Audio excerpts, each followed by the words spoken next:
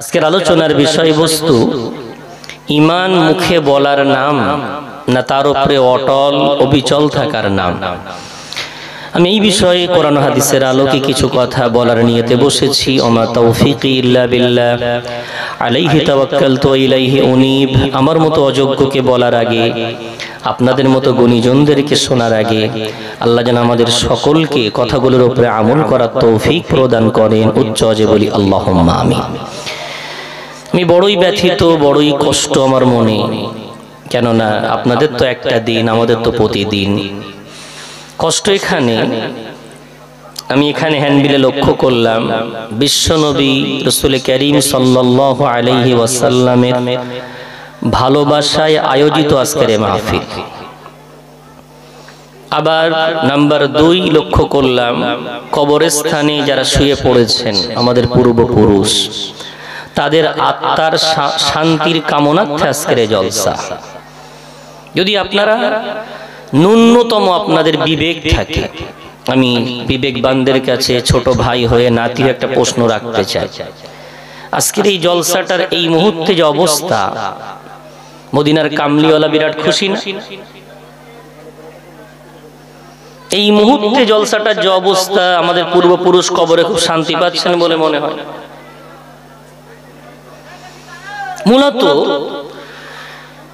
জলসা মানে কি? একদল এটা বন্ধ করার ফন্দি আটছে, একদল আমরা এটাকে বাস্তবায়ন করার চেষ্টা চালাচ্ছি। যারা বন্ধ করার ফন্দি আটছে তারা বলছে কোনো লাভই নেই, আর আমরা একদল যারা বাস্তবায়ন করছি, আমরা লাভটা কতটা আছে সে না জেনে জিদ করতেই হবে চালিয়ে যাচ্ছি। আসেন না আমরা একটু কোরআন থেকে চেষ্টা করি বোঝার। জলসা কে দিতে বলেছে? মহাসমুদ্র আল কোরআন রব্বুল আলামিন পারা নম্বর 27 পৃষ্ঠা নম্বর 2 সূরার নাম সূরা যারিয়াত। বিশ্বনবী হাবিবুল্লাহ জনাবে মুহাম্মদুর রাসূলুল্লাহ সাল্লাল্লাহু আলাইহি ওয়াসাল্লাম কামার আল্লাহ বলছেন, নবী মুহাম্মদ ওয়া যাক্কির ফাইন্নায যিকরা তানফাউল মুমিনিন। ও নবী মুহাম্মদ, কোরআনের কথা, শরীয়তের কথা বারবার আলোচনা করো।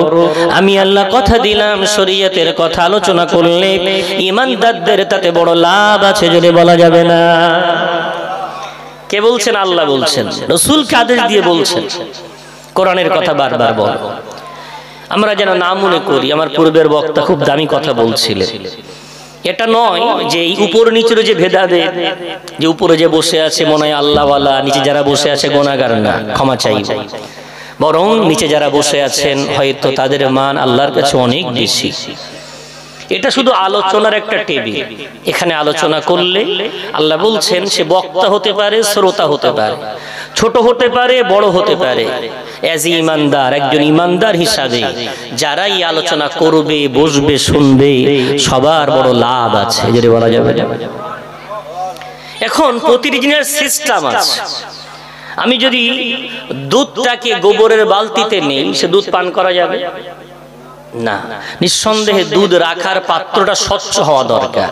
জলসা ভালো জিনিস, কোরআন থেকে প্রমাণিত। জলসা দেওয়ার পদ্ধতি কি? রব্বুল আলামিন তার মহান সমুদ্র আল কোরআন পারা নম্বর 9 পৃষ্ঠা নম্বর 15 সূরার নাম সূরা আরাফের মধ্যে আল্লাহ বলেন, ওয়া ইযা কুরিয়াল কুরআনু ফাসতামিউ লাহু ওয়া আনসিতু লাআল্লাকুম তুরহামুন। ও দুনিয়ার বান্দা বান্দীরা, আমার কোরআনুল কারীমের আলোচনা যদি তোমাদের দিতে ইচ্ছা হয়, কান খুলে শুনে রেখে দাও। সালাম দেওয়া সুন্নাত, সালামের উত্তর দেওয়া ওয়াজিব। জলসা দেওয়া সুন্নাত, জলসার আদব রক্ষা করা ওয়াজিব। কোরআনুল কারীমের মাহফিল দিতে হলে আমি আল্লাহ বলে দিলাম, যেই কোরআনের মাহফিল শুরু হয়ে যাবে, কোরআনের আওয়াজ তোমাদের কানে যেই পৌঁছাবে, হোক না সে গ্রামের বক্তা, হোক না সে বাইরের কোনো বক্তা, তোমার কানে আওয়াজ যাওয়ার সাথে সাথে তোমার জন্য দুটি কাজ হলো করণীয়। নম্বর 1 ফাসতামিউ লাহু, মনোযোগ দিয়ে আলোচনা শুনবে। নাম্বার 2 ওয়ানসিতু, চুপচাপ হয়ে যাবে। কথা দিলাম লাআল্লাকুম তুরহামুন, তোমাদের উপরে আমি আল্লাহ রহমত নাযিল করে দেব, জোরে বলা যাবে না। কটা কাজ? দুটো কাজ। এক, মনোযোগ দিয়ে শোনা লাগবে। নাম্বার 2, চুপচাপ থাকা লাগবে। এটা করতে পারলে কি আছে, আল্লাহ পাক রব্বুল আলামিন বলছেন আমি রহমত নাজিল করে দেব। রহমতের বিপরীত গজব। কি রহমতের বিপরীত? কি? গজব। কোরআন যদি না শুনি, কোরআনের মাহফিলকে যদি অবজ্ঞা করে চলি, কি হতে পারে? আল্লাহ কাফেরদের নিয়ম বলেছেন, কাফেরদের নমুনা বলেছেন। পারা নাম্বার 24 পৃষ্ঠা নম্বর 18 সূরার নাম সূরা হামিম সাজদা। রব্বুল আলামিন বলেন আমার নবী মুহাম্মদ সাল্লাল্লাহু আলাইহি ওয়াসাল্লাম যখন কোরআনের কথা বলতেন, শরীয়তের কথা বলতেন, কাফেররা কি করত জানো? আল্লাহ বলছেন কাফেররা বলতো ওয়াকালাল্লাযীনা কাফারু লা তাসমাউ লিহা هذا القرآن والغوا فيه لعلكم تغلبون। আল্লাহ পাক রব্বুল আলামিন বলছে কাফের যারা তাদের গুনাহবলী হলো কোরআনের আলোচনা আমার রাসূল যখন করতেন তারা বলতো তোমরা কোরআন শোনো না। কি বলতো? তোমরা কোরআন শোনো না, কি করো? হট্টগোল করো, চিৎকার করো, চেঁচামেচি করো, কোরআনের আলোচনা তোমরা শোনো না। এগুলো করলে তোমরা মুহাম্মাদের উপরে বিজয়ী হয়ে যেতে পারবে। কাফেরদের গুণ হট্টগোল করা, কাফেরদের গুণ হলো চিল্লা চিৎকার করা, চিল্লামিল্লি করা। আল্লাহ বলছেন কোরআনুল কারীমের মাহফিল বন্ধ করার জন্য কাফেররা এই কাজগুলো করত।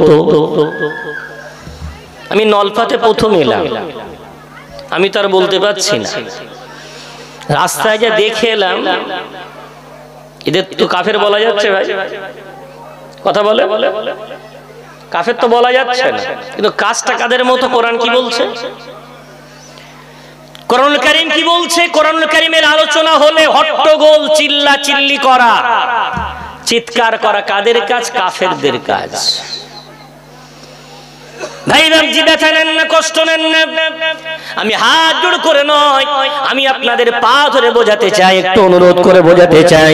একটু বলেন তো দেখি, যদি এইখানে এই মুহূর্তে আমি আস্তে আস্তে অনেকগুলো গেট দেখলাম, আমাদের যারা আশেপাশের অন্য ধর্মাবলম্বী আমরা দেখতে পাচ্ছি তাদের অনুষ্ঠান কিন্তু এখন খুব সুন্দর সাজানো গোছানো অনুষ্ঠান হচ্ছে। আর মুসলমান পাড়ায় গেলে আপনি বুঝতে পারবেন নকআউট ফুটবল টুর্নামেন্টের তোড় বেড়েছে। বুঝতে পারছেন আমার কথা? খুব ফুটবল টুর্নামেন্ট হচ্ছে, ঘন ঘন হচ্ছে। যদি এখানে একটা ফুটবল টুর্নামেন্ট হতো, আপনারা বলতে পারেন যে বর্তমান পৃথিবীতে আমরা মার খাচ্ছি এর জন্য আরব বিশ্ব দায়ী, এ দায়ী সে দায়ী, আঙুল অন্যের দিকে তোলা যায়, কিন্তু অন্যের দিকে একটা আঙুল তুললে তিনটে নিজের দিকে থাকে। কটা নিজের দিকে? তিনটে নিজের দিকে থাকে। কোরআনকে কারা অবজ্ঞা করলো? আপনি বলবেন যোগী আদিত্যনাথ, আপনি বলবেন ভারতের প্রধানমন্ত্রী নরেন্দ্র মোদী, আমি বলবো না না না, ওরা কোরআন কত অবজ্ঞা করেনি। আমার ঘরের মুসলমান আল্লাহর কালামের সাথে যতটা বেয়াদবি করেছে, আল্লাহর কালামের সঙ্গে যতটা এরা অপমান করেছে, দুনিয়ার কোন সম্প্রদায় কোরআনের উপরে এত অত্যাচার তারা করেনি। আমি সহজে আপনাদেরকে বোঝাতে চাই, এক্ষুনি এখানে একটা ফুটবল টুর্নামেন্ট যদি হতো, সংখ্যাটা এই কটা না বেশি হতো? বসার অবস্থা এই হতো না সামনের দিকে এসে বসতাম? ডুগডুগি বাজিয়ে কেউ সাপ খেলা দেখালে কোথায় দাঁড়াতাম? সামনের দিকে না পিছন দিকে? হ্যাঁ, সামনের দিকে। আমরা প্রমাণ করেছি ডুগডুগি বাজিয়ে সাপ খেলা দেখায় যে ব্যক্তি, তার তো সম্মান আছে। আমরা প্রমাণ করেছি আল্লামা হুজুরের ডান হাত, বড় বড় আমাদের বড় মাওলানা আল্লামা রুহুল আমিন রাহমাতুল্লাহ আলাইহি, তার কিতাবে পরিষ্কার ফুটবল টুর্নামেন্টকে হারাম বলা হয়েছে। সেই ফুটবল টুর্নামেন্টকে আমরা মর্যাদা দিয়েছি, কাঁধে কাঁধ মিলিয়ে বিরাট ভিড় করে দাঁড়ায়। আর জলসার সময় আমাদের এই অবস্থা। আসলে হয়েছে কি, আমরা ইসলামটাকে পালনীয় বানিয়েছি, মাননীয় না। ইসলাম পালনের নাম না, ইসলাম মানার নাম। এটা যদি বলা যাবে সুবহানাল্লাহ। ইসলাম কিসের নাম? মানার নাম, ইসলাম পালনের নাম না। আমার সমাজ শবে বরাত পালন করে, আমার সমাজ সবে কদর পালন করে, আমার সমাজ ঈদ পালন করে, আমার সমাজ নবী দিবস পালন করে, আমার সমাজ নবীকে মানে না, আমার সমাজ কি বলে কদরের রাতের যে ফজিলত জানে না, মানে না, পালন করে।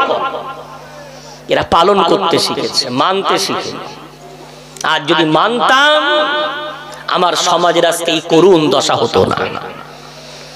ভাই ভাইজি আমার, দুধ যেমন গোবরের বালতিতে নেওয়া যায় না, দুধ নেওয়ার যেমন একটা সিস্টেম আছে, কোরআনের মাহফিলের আল্লাহ পাক রব্বুল আলামিন সিস্টেম বলেছেন। বিশ্বনবী যখন জলসা দিতেন, বিশ্বনবী যখন জলসা করতেন, আমার আল্লাহ তার মজলিসের কত সুন্দর অবস্থা হতো কোরআনে বলছেন। পারা নম্বর 28 পৃষ্ঠা নম্বর 2 সূরার নাম সূরা মুজাদালা। আল্লাহ বলেন, ওয়া ইযা কিলা লাকুম তাফাসসাহু ফিল মাজালিস ফাফসাহু ইয়াফসাহিল্লাহু লাকুম। ও দুনিয়ার ঈমানদারেরা, কান খুলে শুনে রেখে দাও, আমার নবীর যখন জলসা হতো সাহাবারা এত কাঁধে কাঁধ মিলিয়ে, এত গায়ে গা মিলিয়ে বসতেন, অন্য মানুষ আসলে তারা বসার জায়গা পেত না। আমার রাসূল বলতে বাধ্য হতেন, সাহাবারা অন্যদেরকে বসার সুযোগ করে দাও, আমার আল্লাহ তোমাদের অন্তরে প্রশস্ততা প্রদান করে দেবে। জোরে বলা যাবে। দেখছেন কোরআনের আদব বলছে। আমি ওই জন্য জ্ঞানী মানুষ, ইশারাই যথেষ্ট। কোরআনকে যদি ন্যূনতম ভালোবেসে থাকেন, আমাকে নন, বিশ্ব নবীকে যদি ভালোবেসে থাকেন, আমি একটু অনুরোধ করছি, সামনে যদি আগিয়ে এসে মজলিসটাকে টাইট করে বসেন, যে কজনাই আছেন। বিশ্বনবীর একটা হাদিস আছে, ফাকিহুন ওয়াহিদুন আশাদ্দু আলা শাইতানি মিন আলফি আবিদিন। একজন বিচক্ষণ যদি জ্ঞানী শরীয়তের জ্ঞান রাখে, সেই মানুষটা শয়তানের কাছে হাজার সাধারণ মানুষের চেয়ে ভারী। এর বলা যাবে না সুবহানাল্লাহ। তো হই না আমরা অল্প, সমস্যা নেই। আমরা আমাদের পাত্র সুন্দর করে কোরআন যেভাবে বলেছে আমরা সেভাবে যদি বসি, সেভাবে দুটো কথা বলি বা শুনি, আশা করি আল্লাহ পাক রব্বুল আলামিন আমাদের জন্য এই জামানাতে ও রহমতের বর্ষণ নাজিল করে দেবেন। যদি বলি আল্লাহুম্মা আমিন, যদি বলি একটু আল্লাহুম্মা আমিন। আমার আলোচনার টপিক ছিল, ঈমান শুধু মুখে বললে হবে না, তার উপরে অটল অবিচল থাকতে হবে।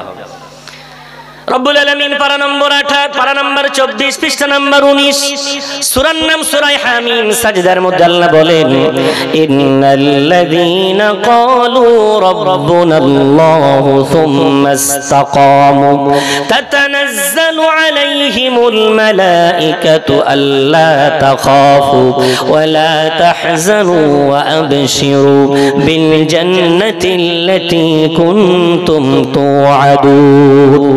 রব্বুল আলামিন বলেন, যারা যারা যারা ওই সমস্ত বান্দারা জবান দিয়ে লা ইলাহা ইল্লাল্লাহ মুহাম্মাদুর রাসূলুল্লাহ স্বীকার করে নিয়েছে, অন্তর দিয়ে বিশ্বাস করে নিয়েছে এবং তার উপরে অটল অবিচল থাকার নিয়ত করে নিয়েছে, আমি রব্বুল আলামিন সংবাদ প্রদান করে দিলাম, তাদের জন্য দুনিয়াতে আমি আল্লাহ আসমান থেকে একদল ফেরেশতা নাজিল করে দেব। ওই ফেরেশতাদের কাজ ওরা বলবে, আল্লাহ তাখাফু ওয়া লা তাহজানু, দুনিয়াতে তোমাদের কোনো ভয় নাই, পরকালে তোমাদের কোনো দুশ্চিন্তা নাই। ও আবশিরু বিল জান্নাত, সুসংবাদ গ্রহণ করো ওই জান্নাতের, আল্লাতী কুনতুম তুআদুন, যে জান্নাতের ওয়াদা তোমাদের সাথে করা হয়েছে, অচিরেই ওই জান্নাতে তোমরা পৌঁছে যাবে। জোরে বলা যাবে না? এটা বলেন না সুবহানাল্লাহ। কি বলছে? জবান দিয়ে আমরা লা ইলাহা ইল্লাল্লাহ বলেছি। আল্লাহ 13 পারা 18 পৃষ্ঠা সূরা ইব্রাহিমের মধ্যে আল্লাহ বলছেন, ইউসাব্বিতুল্লাহুল্লাযীনা আমানু বিল কওলিস সাবিতি ফিল হায়াতিদ দুনিয়া ওয়া ফিল আখিরাহ।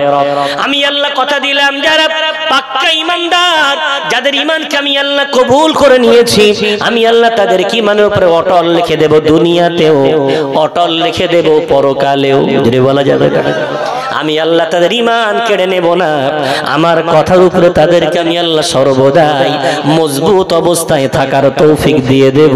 জোরে বলা যাবে। কিভাবে আমাদের ঈমান আছে না গেছে কি করে বুঝবো? সাহাবারা বলতেন, হাসিবু আনফুসাকুম ক্বাবলা আন তুহাসাবু, তোমাদের হিসাব তোমরা নিজেরাই করো ওই কিয়ামতের হিসাব হওয়ার আগে। ঈমান আছে না গেছে প্রমাণ কি? বিশ্বনবীর একটা সুন্দর হাদিস আছে, রাসূল কারীম সাল্লাল্লাহু আলাইহি ওয়াসাল্লাম মধুর জবানে বলছেন, আজাবান লিআমরিল মুমিন মুমিনের ব্যাপারটা বড় আশ্চর্যজনক।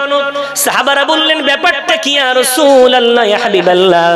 আমার রাসূল বললেন, মুমিনদের ব্যাপারটা বড় আশ্চর্যজনক। ইযা আসাবাতুহু সাররাউ ফাশাকারা ওয়া ইন আসাবাতুহু দাররাউ ফাসাবারা। ঈমানদার খুশি হলেও লাভ, দুঃখী হলেও লাভ। খুশি হলে ঈমানদার আল্লাহর প্রশংসা করে, আর দুঃখী হলে ঈমানদার সবর করে। সুখী হলে ঈমানদার আলহামদুলিল্লাহ বলে, আর দুঃখী হলে ঈমানদার ইন্না লিল্লাহ বলে। তাই ঈমানদার দুঃখী হলেও লাভ, সুখী হলেও লাভ, ঈমানদারের কোনো ক্ষতি হয় না। একটু জোরে জোরে বলা যাবে। ঈমানদারের সর্বদাই লাভ। হাতি যেমন বাঁচলেও লাখ টাকা, মারা গেলেও লাখ টাকা। ঈমানদার সুখী হলেও লাভ, দুঃখী হলেও লাভ। ওই জন্য ঈমানদার দুনিয়াতে যদি হোঁচট খায়, ওর জবান দিয়ে যদি উফ বার হয়, ভাবটা বিমানের ঘাটতি আছে, না না, হোঁচট খেলে বার হবে ইন্না লিল্লাহ। ও মৃত্যু সংবাদ শুনলে জবান থেকে বার হবে ইন্না লিল্লাহ। কোন বিপদের কথা শুনলে জবান থেকে বার হবে ইন্না লিল্লাহ। কোন সুসংবাদ শুনলে হু হতাশ করবে, বিরাট চিৎকার করবে না, আনন্দে লাফিয়ে উঠবে না, বরং বলবে আলহামদুলিল্লাহ। অর্থাৎ বেঁচে থাকতে থাকতে যদি জবান থেকে আল্লাহর নাম বার হয়, ঈমানদার যেন বিশ্বাস রেখে দেয় ওর ঈমানটাকে আল্লাহ কবুল করে নিয়েছে। জোরে বলা যাবে। আর যেদিন ঈমানদারটা অসহায় হয়ে যাবে, কবরে যেদিন শুয়ে পড়বে, আজকে যাদের মাগফিরাতের জন্য জলসা, ওই কবরে আমি আপনি যেদিন যাব, আল্লাহ পাক রব্বুল আলামিনের ওয়াদা, ঈমানদার ওই কবরে যাওয়ার পরে মুনকার নাকির এসে বলবে, মার রব্বুক, বলো না বলো বান্দা, তোমার রবের নামটা কি? ওই দিন বান্দার পাশে কেউ থাকবে না। দুনিয়ার কোন অফিসার, দুনিয়ার কোন মন্ত্রী, দুনিয়ার কোন বাপ, দুনিয়ার কোন বেটা, কেউ কারোর পাশে থাকবে না। আমার বান্দাকে যেই বলা হবে মার রব্বুক, আমি আল্লাহ আমার বান্দার জবান থেকে বলিয়ে নেব আল্লাহু রাব্বি, আমার আল্লাহ আমার প্রতিপালক। একটু জোরে জোরে বলা যাবে। এত দামি সম্পদ ঈমান, এটা যদি আমরা অক্ষুণ্ণ রাখতে পারি, মজবুত রাখতে পারি, দুনিয়াতেও লাভবান, পরকালেও লাভবান। যদি বলা যাবে। ভাই বাবজি আমার, কিন্তু দুঃখের সাথে বলতে হয়, সেই ঈমান আজকে আমাদের কাছে তুচ্ছ হয়ে গেছে। শয়তান আমাদের কাছে বিরাট বড় হয়ে গেছে। ইসলাম আমাদের কাছে তুচ্ছ হয়ে গেছে। কাফিরি কাজ আমাদের কাছে বিরাট প্রিয় হয়ে উঠেছে। ও ভাই বাবজি, গোটা সমাজের দিকে আপনাদেরকে নিয়ে যাব, কোরআনের পাতা ঘুরিয়ে আনবো, ইসলাম ইতিহাস আপনাদেরকে একটু দেখানোর চেষ্টা করব। আর যদি মনে হয় কথাগুলো ঠিক, আল্লাহ আমাকে প্রথম আর সেই সাথে আপনাদেরকে যেন আমল করার তৌফিক দিয়ে দেন। আর একবার জোরে বলেন আল্লাহুম্মা আমিন। ঈমান কত দামি! কিয়ামতের কঠিন ময়দানে বান্দাদেরকে তোলা হবে, কাফেরদের কোনো হিসাব হবে না, উঠবে জাহান্নাম। মুশরিকদের কোনো হিসাব হবে না, উঠবে জাহান্নাম। মুনাফিকদের কোনো হিসাব হবে না, উঠবে জাহান্নাম। হিসাব কাদের হবে? একদল ঈমানদার বান্দা বান্দির হিসাব হবে। আল্লাহ যাদের উপরে দয়া করবেন জান্নাতের ফয়সালা করে দেবেন, আর আল্লাহ যাদের রাগান্বিত থাকবেন বাম হাতে আমলনামা দেবেন। ঈমানদার ছিল নামাজ পড়েনি, ঈমানদার ছিল ঠিকমতো পর্দা করেনি, ঈমানদার ছিল হালাল পথে চলেনি, জায়েজ পদ্ধতি মানেনি, আল্লাহ পাক রব্বুল আলামিন তাদেরকে জাহান্নামে দেবে। এখন জাহান্নামে যাওয়ার পর কাফেরদের সাথে দেখা হবে, মুশরিকদের সাথে দেখা হবে, মুনাফিকদের সাথে দেখা হবে। ওরা টিটকারি কাটবে আর বলবে, ওরে মুসলমানেরা, ওরে ঈমানদারেরা, আমরা তো আল্লাহকে মানতাম না, নবীকে মানতাম না বলে জাহান্নামে এসেছি, তোরা তো মানতিস, তারপরও কেন এলি? এই টিটকিরি যখন কাটবে ঈমানদারদের বড় কষ্ট হবে। আল্লাহকে মানার পরেও জাহান্নামে এলাম, রাসূলকে মানার পরেও জাহান্নামে এলাম। এক তো জাহান্নামের জ্বালানোর কষ্ট, অপরদিকে তাদের এই কথা, কটু কথার কষ্ট ভুগবে। কতদিন ভুগবে আল্লাহ ভালো জানেন। কিন্তু হঠাৎ একদিন আমার আল্লাহর রহমতের দুয়ারে বিরাট বান আসবে। আল্লাহ জিবরাইলকে ডেকে বলবেন, ও জিবরাইল, যাও না যাও, জাহান্নাম উকি মেরে দেখো, চিৎকার করে বলো, দুনিয়ার এমন কোন বান্দা সেখানে আছে নাকি, এমন কোন বান্দি সেখানে আছে নাকি কোনদিন আমি আল্লাহ আমাকে বিশ্বাস করেছিল, আমার রাসূলকে কোনদিন আমার রাসূলের প্রতি বিশ্বাস স্থাপন করেছিল, ওই বান্দা বান্দিগুলোকে জাহান্নাম থেকে নাজাত দিয়ে জান্নাতে নিয়ে যাও। জিবরাইল আমিন যখন এদেরকে জাহান্নাম থেকে বার করবেন, কাফেররা আফসোস করবে আর বলবে, পারা নাম্বার 14 পৃষ্ঠা নম্বর 1 সূরার নাম সূরা হিজরের মধ্যে আল্লাহ বলছেন রুবামা ইয়াওয়াদ্দুল্লাযীনা কাফারু লাউ কানু মুসলিমিন। কাফেররা আফসোস করবে আর বলবে হায় পরিতাপ, হায় আফসোস, আমরা যদি একটু ঈমান এনে রাখতাম, একটু মুসলমান হয়ে থাকতাম, সারা জীবন জাহান্নামে পড়তে হতো না, একদিন আমরাও আল্লাহর দয়ার জান্নাতে যেতাম। একটু জোরে জোরে বলা যাবে ভাই বাবজি আমার। তাহলে ঈমান কত দামি সম্পদ, ঈমানের বদৌলতে বান্দা একদিন না একদিন জান্নাতে যাবে। এখন সেই ঈমানটাকে আমরা তুচ্ছ ভাবছি না তো, নষ্ট করে ফেলছি না। উদাহরণস্বরূপ ধরে নেন একটা বেলুন ফোলাতে গেলে অনেক হাওয়া লাগে না, বড় বেলুন, আর সেটা ফাটাতে গেলে একটা সিফটি পিন, একটা কাটা যথেষ্ট। আল্লাহ পাক রব্বুল আলামিন বললেন ঈমান আনার পর অটল অবিচল থাকতে হবে, মুখে শুধু বললে হবে না। যতই ফিতনা আসুক তোমার চোখের সামনে, যতই লালসা তোমাকে দেখানো হোক, ঈমান কোনোদিন বিক্রি করা যাবে না। ঈমান শিখবে কাদের কাছ থেকে? আল্লাহ বললেন পারা নম্বর 1 পৃষ্ঠা নম্বর 2 সূরার নাম সূরা বাকারা। আল্লাহ বলেন আমিনু কামা আমানান নাস।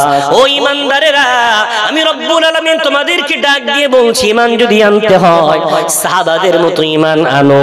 কেন? আমি আল্লাহ তাদের ঈমান এত সুন্দর ছিল, আমি তাদের সার্টিফিকেট দিয়ে বলেছি রাদিয়াল্লাহু আনহুম ওয়া রাদু আনহু। আমি আল্লাহ তাদের উপরে খুশি আছি আর তারা আমার নিয়ামত পেয়ে খুশি আছে। তাই ঈমান যদি আনতে হয় সাহাবাদের মতো আনো। একটু জোরে জোরে বলা যাবে। সেই সাহাবাদের মধ্যে এক সাহাবা, নাম তার আব্দুল্লাহ ইবনে হুযায়ফা রাদিয়াল্লাহু তাআলা আনহু। নাম শুনে থাকবেন আমার ভাইয়েরা অনেকে। বিশ্বনবীর হাতে গড়া সাহাবা, বিশ্বনবীর কাছ থেকে তারা ঈমান শিখেছেন, সরাসরি কোরআন থেকে তারা ঈমান শিখেছেন। এখন আব্দুল্লাহ ইবনে হুযায়ফা সৈন্যদের সেনাপতি, তাদের দলবল নিয়ে চলে গেছেন রোম সাম্রাজ্যে। রোম সম্রাট কাইজার যুদ্ধে আব্দুল্লাহকে পরাস্ত করে ফেলে আব্দুল্লাহ ইবনে হুযায়ফাদের সাথীদেরকে বন্দী করে ফেলেছে জেলখানায়। গোটা সাহাবারা বন্দী। এমন সময় রোম সম্রাট কাইজারের কাছে নিউজ গেছে, খবর পৌঁছেছে, জানো নাকি মুহাম্মাদের চেলা আব্দুল্লাহ ইবনে হুযায়ফা বড় ট্যালেন্টেড, বড় যোগ্যতা সম্পন্ন, বড় মেধা সম্পন্ন। ওকে যদি যে কোনো প্রকার ইহুদি বানানো যায়, ওর দ্বারাই মুসলমানের অনেক ক্ষতি করা যাবে। কেন? গাছ কাটতে গেলে কুরুলের ক্ষমতা নেই গাছ কাটার, যতক্ষণ না গাছের সজা ওই কুরুলের আছাড় তৈরি না হয়। তো মুসলমানদের ক্ষতি মুসলমানদের দ্বারা যতটা করা যাবে অতটা ক্ষতি অন্য কেউ করতে পারবে না। তাই আব্দুল্লাহকে টোপ দিতে হবে, যে কোনো প্রকার ইহুদি বানাতে হবে। এটা আজকের প্রথা নয়, যুগ যুগ ধরে চলে আসে। এই যে বর্তমান সময় বড় ফিতনা, আমরা এলাকার আলেমদেরকে ভালোবাসি না, আমাদের হওয়ায় যারা, মরায় যারা, জানাজায় যারা, আমাদের সবকিছুতে যারা, আমরা তাদের ভুলে আমাদের মত পথ হয়েছে ইউটিউব বক্তা। না তাদের ব্যাকগ্রাউন্ড জানি, না তাদের পিতৃ পরিচয় জানি, না তাদের কোনো সামনাসামনি দেখা হয়েছে। 2 মিনিট একটা বক্তব্য দিয়ে দিল, সমাজ বিভ্রান্ত। ভালোই মাথায় টুপি দিয়ে নামাজ পড়ছিল, রিসেন্ট আর মাথায় টুপি দিচ্ছে না। কি বলছে? মাথায় টুপি দেওয়া বেদাত, বিয়াদব। ভালোই মসজিদে নামাজের পরে মোনাজাত করছিল, রিসেন্ট দেখা যাচ্ছে আর মোনাজাত করছে না। কি ব্যাপার? সালাম ফিরিয়ে কি একটা পড়তে পড়তে উঠে চলে যাচ্ছে। ওই জমাতবদ্ধ দোয়া করা বেদাত। ওরে বাবা, কে বলেছে? না, এলাকার কোন ওলামা নয়, এলাকার কোন আলেম নয়, ইউটিউব বক্তা বলেছে। যার পিতৃ পরিচয় জানা নেই, কারা তার? এমন নয় তো ইহুদিদের পোষা দালাল, যাদেরকে মাটির আন্ডারগ্রাউন্ডে নিয়ে তাদেরকে বিরাট কোরআন হাদিস শিখিয়ে এই জাতিটার মধ্যে বিভ্রান্ত করার জন্য সমাজে ছাড়া হয়েছে। জানেন, আমরা যা কোরআন রিসার্চ না করি, আমরা যা হাদিস নিয়ে গবেষণা না করি, তার চেয়ে ইহুদি খ্রিস্টানরা বেশি রিসার্চ করে। কেন? বিশ্বনবীর সহিহ হাদিস বুখারী শরীফের মধ্যে রাসূল কারীম সাল্লাল্লাহু আলাইহি ওয়াসাল্লাম বলেন, আমি আল্লাহর কাছে তিনটে দোয়া করেছিলাম, দুটি দোয়া কবুল করে নিলেন, একটা দোয়া ফিরিয়ে দিলেন। সাহাবারা বললেন, ইয়া রাসূলুল্লাহ, ইয়া হাবিবাল্লাহ হুজুর, ওই তিনটে দোয়ার মধ্যে দুটো দোয়া কবুল হলো, কি কি দোয়া? নম্বর 1, বিশ্বনবী বললেন, আমি আল্লাহকে বললাম, ওগো আমার আল্লাহ, আমার উম্মত যত বড়ই গুনাহ করুক না কেন, পূর্বের উম্মতদেরকে আপনি যেমন একসাথে গোটা উম্মত ধ্বংস করে দিয়েছেন, কাউকে জমিন উল্টে দিয়ে, কারোর উপরে আসমান থেকে বিরাট পানি নাজিল করে, কাউকে বিরাট বাতাস ঝড় পাঠিয়ে দিয়ে গোটা উম্মতকে দুনিয়া থেকে মিটিয়ে দিয়েছেন, ওগো আল্লাহ, আমার গোটা উম্মতকে যেন একসাথে মিটিয়ে দেবেন না। আল্লাহ বললেন, নবী মুহাম্মদ, তোমার এই দোয়াটা আমি আল্লাহ কবুল করে নিলাম। জোরে বলা যাবে না? নাম্বার 2, আমি আল্লাহকে বললাম, আল্লাহ, একসাথে আমার গোটা উম্মতকে যেন গোমরা করে দেবেন না, সব যেন পথভ্রষ্ট না হয়ে যায়, সব সময় যেন একটা দল হকের উপরে থাকে। আল্লাহ, গোটা উম্মতকে আপনি পথভ্রষ্ট করে দেবেন না। আল্লাহর রাসূলের এই দোয়াটা আল্লাহ কবুল করে নিলেন। একটু জোরে বলা যাবে না? নাম্বার 3, বিশ্বনবী বলছেন, আমি 3 নাম্বার দোয়া করলাম, ওগো আল্লাহ, আমার উম্মত যেন ইখতিলাফ না করে, মতবিরোধ না করে, তাদের মধ্যে যেন মতনৈক্য না হয়। আল্লাহ বললেন, নবী মুহাম্মদ, এই দোয়াটা কবুল হবে না, এই দোয়াটা কবুল হবে না, মতবিরোধ হবে, কিয়ামত পর্যন্ত হবে। ইহুদিরা এই হাদিসগুলো নিয়ে গবেষণা করলো, সুতরাং ছেড়ে দাও, একদল সুন্দর টুপিধারী, সুন্দর চেহারাধারী, তাদেরকে বাছাই করে, তাদেরকে সুন্দর করে হাদিসগুলো শিখিয়ে ওদেরকে ছেড়ে দাও। সমাজে গিয়ে ওরা বলুক, এটা বেদাত, ওটা বেদাত, এটা বেদাত, ওটা বেদাত। এখন যারা 40 বছর ধরে নামাজ আদায় করছিল, এদের ফতোয়া শুনতে হয় ওই জুমা 2 সপ্তাহ নামাজ পড়ে যুবকদের কাছে, এদের ফতোয়া শুনতে হয় দাঁড়িয়ে পেশাবকারী যুবকদের কাছে, এদের ফতোয়া শুনতে হয় এরা জীবনে কোরআন হাদিস পড়েনি, 2 দিন মোবাইল চালাতে শিখেছে, এরা এখন ফতোয়া দেওয়া শুরু করেছে। ও ভাই বাবজি আমার সমাজ থেকে বা বিভ্রান্ত করছে। ওইটা হলো ইহুদিদের সবচেয়ে বড় চাল, যে একদল মানুষকে দিয়ে সমাজকে বিভ্রান্ত করা। আব্দুল্লাহ বিন হুযাইফাকে তাই চিন্তা করলো, ওকে যদি ইহুদি বানানো যায়, বিরাট ইসলামের ক্ষতি করা যাবে। এখন বাদশা কাইজার কি করলো, পরামর্শ সভা ডাকলো রাজ দরবারে। তারা যারা উপদেষ্টা মণ্ডলী, তাদেরকে নিয়ে একটা মিটিং চলছে। উপদেষ্টা মণ্ডলীদেরকে বলছে, বলো না, আব্দুল্লাহকে কি টোপ দিলে ইহুদি হতে পারে? উপদেষ্টা মণ্ডলীরা বলছে, আমাদের বাদশা জাহাপানা আব্দুল্লাহ হলো গরিব মুহাম্মাদের সাহাবা। রাসূলকে কি বলে? গরিব। জি, আমার নবী গরিবের নবী। জোরে বলা যাবে? হ্যাঁ, আমার নবী গরিবের নবী। তবে আমার নবীকে আল্লাহ যা সম্পদ দিয়েছিলেন, দুনিয়ার কাউকে আমার আল্লাহ এত সম্পদ দেননি। একটু জোরে বলা যাবে? আসমান জমিনের খাজানা আমার রাসূলকে আল্লাহ দিতে চেয়েছিলেন, এমন কি উহুদ পাহাড়টাকে আমার আল্লাহ আমার নবীর জন্য সোনায় রূপান্তরিত করতে চেয়েছিলেন, কিন্তু আমার রাসূল বলেছিলেন, আল্লাহুম্মা লা আইসা ইল্লা আইসাল আখিরাহ, আল্লাহ, আমি দুনিয়ার কোনো ভোগ বিলাসিতা চাই না গো আল্লাহ, আমি আখিরাতের শান্তি চাই। একটু জোরে জোরে বলা যাবে? ওরা বলল, মুহাম্মদ গরিব, ওর সাহাবারা গরিব, সুতরাং সম্পদের লালসা দাও, মানি অর্থ টাকা কড়ির লালসা দাও, দেখবে আব্দুল্লাহ সম্পদের সামনে মাথা নত করে দেবে। কেন? সম্পদ এমন একটা জিনিস, ভালো ভালো পাকা পাকা ইমানদার ডগমগ করে তাদের পা। দেখা যাক, আমরা এগিয়ে যাই, আব্দুল্লাহর কি হয় দেখা যাক। বাদশা কাইজার বলল, ঠিক আছে, আব্দুল্লাহকে আনা হোক। রাজ দরবারে আব্দুল্লাহকে দাঁড় করিয়ে দেয়া হলো, হাতে শিকল, পায়ে শিকল। বাদশা কাইজার আব্দুল্লাহর দিকে তাকিয়ে বলে, রে আব্দুল্লাহ, তোর অবস্থা দেখে আমার বড় মায়া হয়। ওরে আব্দুল্লাহ, মুহাম্মাদের তুই বড় যোগ্যতা সম্পন্ন নাকি সাহাবা, তোর কাছে আমার বড় আবদার, তুই যদি ইহুদি ধর্ম গ্রহণ করে নিস, আমি তোকে বিরাট পুরস্কার দেব। শোন না, ইহুদি ধর্ম গ্রহণ করে নে, আমি রোম সাম্রাজ্যের অর্ধেক সাম্রাজ্য তোর নামে লিখে দেব। এতটুকুই শুধু না, ওরে আব্দুল্লাহ ইবনে হুযাইফা, আমি তোকে আমার একমাত্র কন্যা সুন্দরী আমার মেয়েটা, আমি তোকে বিবাহ দিয়ে আমার জামাই বানিয়ে নেব। ওরে আব্দুল্লাহ, তুই কি আমার প্রস্তাবে রাজি আছিস? নলফার মানুষ আপনাদের যদি বলা হয় ওই মেন রোডের ধারে 10 কাঠা জমি দেয়া হবে, বিনিময়ে বিশ্বনবীকে 10 বার গালি দিতে হবে, তো আমার সমাজে প্রচুর এমন লোক আছে ও রাসূলকে 10 বার গালি দিয়ে 10 কাঠা জমি বলে কথা, পরে তওবাতিল্লাহ করে নেবে। কথা বুঝতে পারছেন? রাস্তার ধারে 10 কাঠা জমির বিরাট ব্যাপার। রোম সাম্রাজ্যের অর্ধেক সাম্রাজ্য দেয়া হবে। আব্দুল্লাহ বিন হুযায়ফা কি বলে দেখা যাক। আব্দুল্লাহ বিন হুযায়ফা ঘাটটা ঘুরিয়ে বাদশার দিকে তাকিয়ে বলছে, রে বাদশা বিয়াকুফ, জোরে বলা যাবে না, এটা ইমানি পাওয়ার। ওরে বাদশা বিয়াকুফ, কান খুলে শুনে রেখে দে, কি বললি তুই? অর্ধেক রোম সাম্রাজ্য আমাকে দিবি, তোর সুন্দরী মেয়েটাকে আমাকে দিবি, বিনিময়ে আমার কাছ থেকে ঈমান কেড়ে নিবি। কানটা খুলে শুনে রেখে দে না, গোটা পৃথিবী যদি আমি আব্দুল্লাহ বিন হুযায়ফা আমার পায়ের তলে এনে দিস, আমি আব্দুল্লাহ আমার ঈমানের আংশিক অংশ তোকে দিতে রাজি নই। একটু জোরে জোরে বলা যাবে, জোরে বলা যাবে না। গোটা পৃথিবী দিবি, আমি ঈমানের আংশিক দিতে রাজি নই। কেন কেন? আমরা ঈমান শিখেছি বাপ দাদার কাছ থেকে, আর আব্দুল্লাহ বিন হুযায়ফা ঈমান শিখেছেন আমার নবী মুহাম্মদ সাল্লাল্লাহু আলাইহি ওয়াসাল্লামের কাছ থেকে। একটু জোরে বলা যাবে। এই প্রস্তাবটাই বিশ্ব নবীকে দেওয়া হয়েছে কবে জানেন? করুন ইতিহাস, নিজে এদিকে আসতে পারবো না, হালকা একটু টাচ করছি শুধু।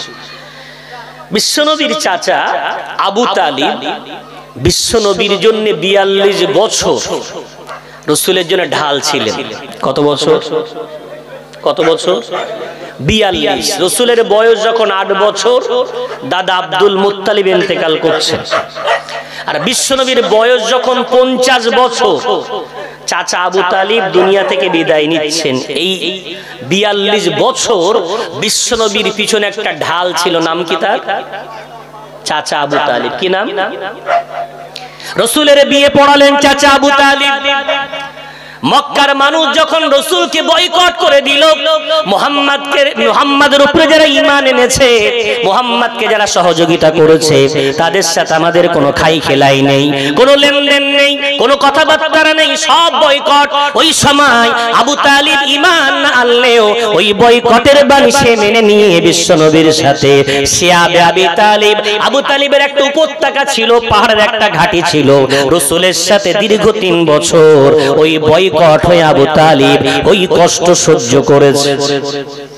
এখন আবু তালিবের বয়স হয়ে গেছে, মক্কার মানুষ একজোট হয়ে গেছে।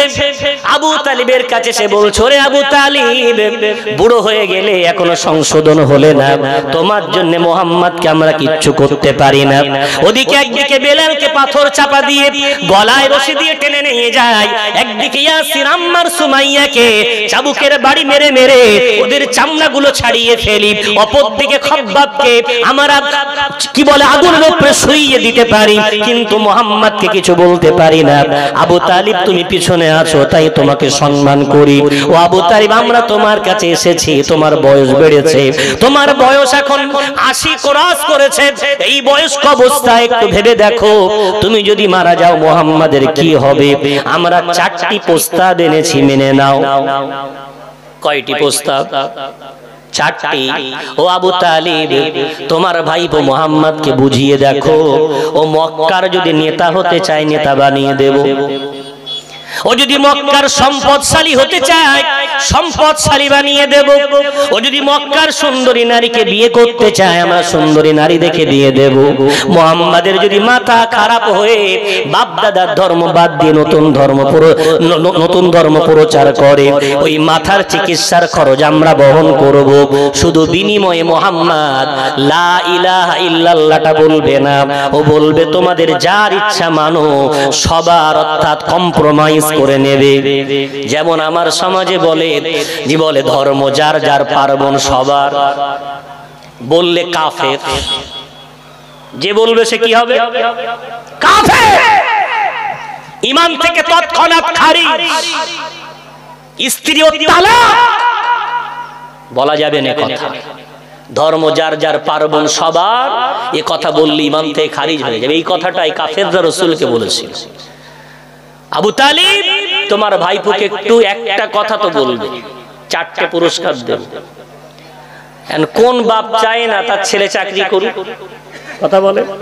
ঘুষ টুস দেওয়া হারাম হোক, ও চাকরিটা পেয়ে গেলে আবার টাকা শোধ ঠিক করে নেব কোনি তওবাতিল্লাহ করে, ঘুষ দিয়ে চাকরি নেবে। আবু তালিব রাসূলকে খুব ভালোবাসে।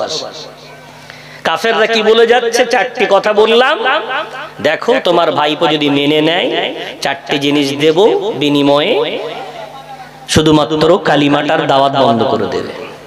আজ যদি মোহাম্মদ আমাদের কথা না মানে, তাহলে আবু তালিব তুমি প্রস্তুত থেকো, আমরা কিনা তোমার বিরুদ্ধে যুদ্ধের ঘোষণা দেব।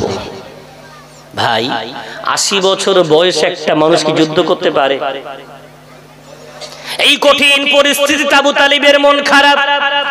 বিশ্বনবী দিনের দাওয়াত দিয়ে বাড়ি এসেছেন, এসে দেখে আবু তালিব চাচাজি মন খারাপ করে বসে আছে। কি ব্যাপার চাচা যান, মনটা খারাপ কেন? বলে মোহাম্মদ বাবা এদিকে এসো, আমি তোমার কাছে এই পর্যন্ত 42 বছর কিছু চেয়েছি না। চাচা যান কিছুই চাননি। কি ব্যাপার এমন করে কেন বলছেন? আপনি বলেন না কি চান। মোহাম্মদ তুমি দেবে কিনা বলো। রাসূল বলছেন আমি তো কথা দিতে পারছি না, আগে বলেন ভেবে চিন্তে দেখবো। চাচা বলছে বাবা আমার উপরে একটু দয়া করো, 80 বছর বয়সে তো যুদ্ধ করতে পারি না।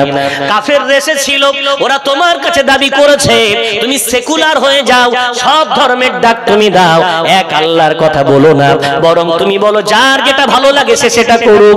তুমি এক আল্লাহ করো না, বরং সব আল্লাহর দিকে তুমি ডাক দাও, সব ভগবানের দিকে তুমি ডাক দাও। রাসূল মুস্কি হাসি দিলেন, চাচা যান আপনি কি বলতে চান? আমি যদি আপনার এই কথা না মানি?